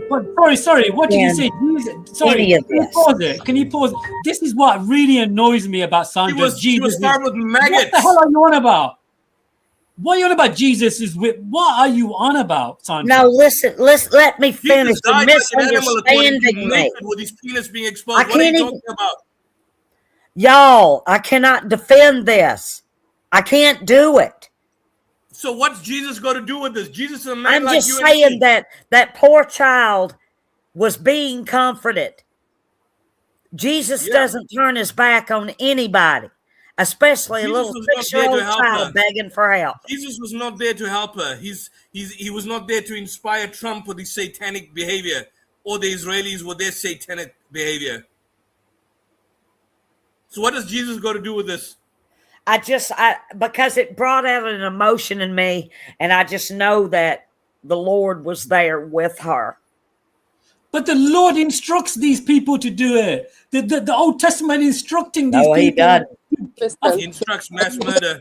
at the end of the day, Sandra, I want you to understand that there is no justification for some of the things that certain people are doing in this world. There's no justification, period. No ifs, ands, or buts. There is no, but there's another side to it. But there's no justification for it. It should not have happened, and it should never happen again.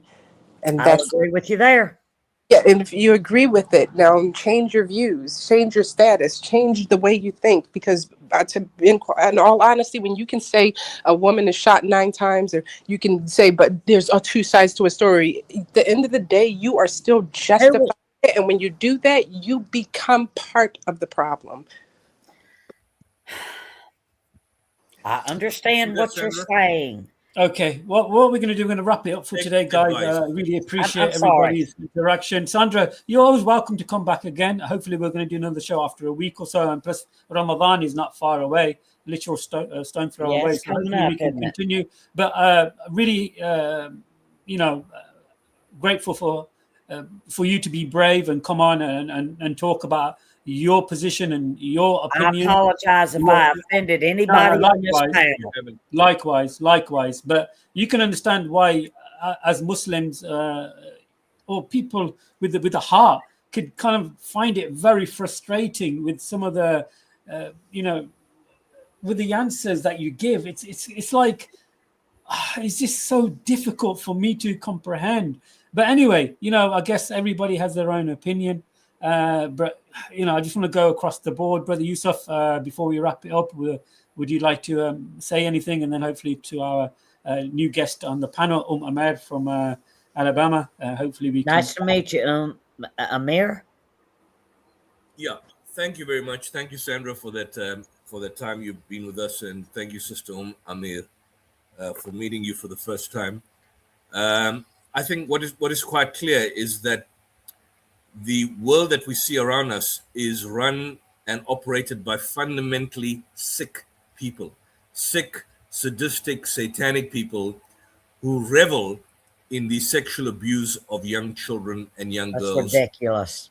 And these are the people that are running society. People like Trump, people like the UK Prime Minister and Prince Andrew and members of the royal family. And I think what the Epstein files did is that it blew the cover on the fact that this guy here was obviously had his own personal agenda. He paid lots of people money, but he blackmailed individuals by ensuring that these individuals were found in compromised sexual positions with minor children, with young girls. And, when you engage in any kind of promiscuous behavior, that's bad in itself. But I mean, people can get away with it. So you seen as a Casanova or whatever the case is. When you start abusing little children, that's indefensible and it's unjustifiable. And I think if they can abuse and sexually abuse little children, then why should we even support and follow the laws that they impose? And no wonder they can then unleash ICE agents and Nazis and Nazi laws and Gestapo death squads on society at large. And so the aim of society and communities is we need to stand up. We need to oppose the political establishment, oppose the religious establishment, stand up. I call on the Americans, both of you are in the United States. Sandra, you need to join and be part of the revolution. Overthrow Trump. Get rid of him. Get rid of the American establishment. They're going to destroy you. If it means using armed force against Trump and his goons, by all means do that. I would support any kind of armed insurrection against the American establishment and against Trump. If he's raping children, obviously there's a lot to be proven. And if the people within his establishment are pedophiles, then pedophiles have no need and no right to rule society. And from an Islamic point of view, we stand up for justice. And any kind of justice, whether it's against a Muslim ruler or a non-Muslim ruler, the Quran is paramount in our authority and the paradigm of the Prophet Muhammad and that of all the other prophets. If Jesus and Muhammad was today here, who would they stand with? Would they stand with Trump, the pedophile? Would they stand with Marco Rubio, the sick sycophant?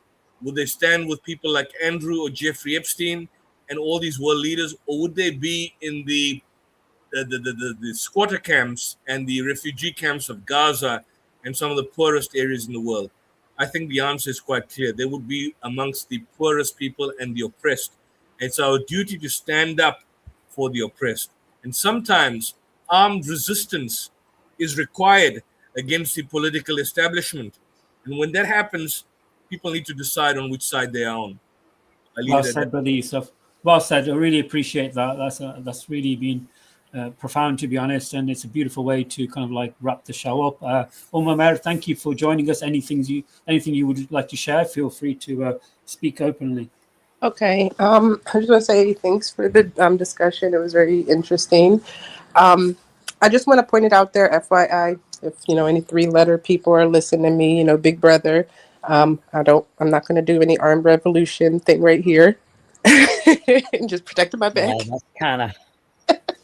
I'm just gonna protect my back. But no, on a serious note, I was gonna say to Sandra, if I said anything, I stand by whatever I said to you 10 toes down. But if I said it in a way that offended you, I apologize for that. But I would suggest genuinely, I see you have your opinions and everything, but I don't feel like you have done justice to your research. So I would suggest doing a deeper dive when you do research on things before speaking on certain matters. And I say that humbly. Just go ahead and, the research is out there and everything. You just it's going to take you some time. You have to put some hours aside, but do some research before talking about some things. And then I also want to add to you that you have to be careful of some ideologies, because do a little research on history and we can see, historically speaking, what's going on in the United States is not that has never happened before and far into the world. And we have an indication of where we're headed. And this nation, you don't have to be afraid of foreigners. You don't have to be afraid of people that are different. I'm not afraid of foreigners. If anything, we need to be afraid of ourselves, because it's going to be the American people that bring this country down, not anybody else. And I'm just going to leave it at that. All right. I just want to say thank you all for having me. I will do that research. Amir, and nice meeting you, and I'll talk to you guys later. Yes, Sandra, thank you for coming on. I really appreciate it. Okay. Bye-bye. Of course, guys, don't forget to subscribe to my channel, COVFF. Also on TikTok under the same name. So go to my TikTok. If you go to your TikTok account, type in COVFF, and hopefully you'll find me. Of course, don't forget to subscribe to Brother Yusuf's channel, the South African Debate Initiative. There's some fantastic content on there. And myself and Brother Yusuf have been doing this partnership for nearly 3 years now, alhamdulillah. And of course, we are being shadow banned. We are being restricted in how far our resources go. But alhamdulillah, we still continue with highlighting this type of mentality. And May mentioned something when she said that she's not surprised. For me, it's a surprise. Maybe because I'm naive or living in the UK. So my father, it's funny because my father was born she said she was born in 63. My father and mother was born in 66 and 68. I grew up listening to my father and parents speak against Zionism. I remember as a child, my dad saying, we don't hate the little hat people. We don't like Zionism. And My grandmother's Jewish, by the way. A fake Jew, but she's still Jew. Anyway, I digress. And my father, based on, the way things were from when he was a kid to as he saw things developing, he used to actively talk to us about political stuff and, the way he thinks that this country's heading. And subhanAllah, like, I feel like everything that my father was saying we're heading towards. But again, my father was a smart man. He was very well versed in history. And I think he can see the signs of what's going on and where we're heading. So it really doesn't surprise me personally.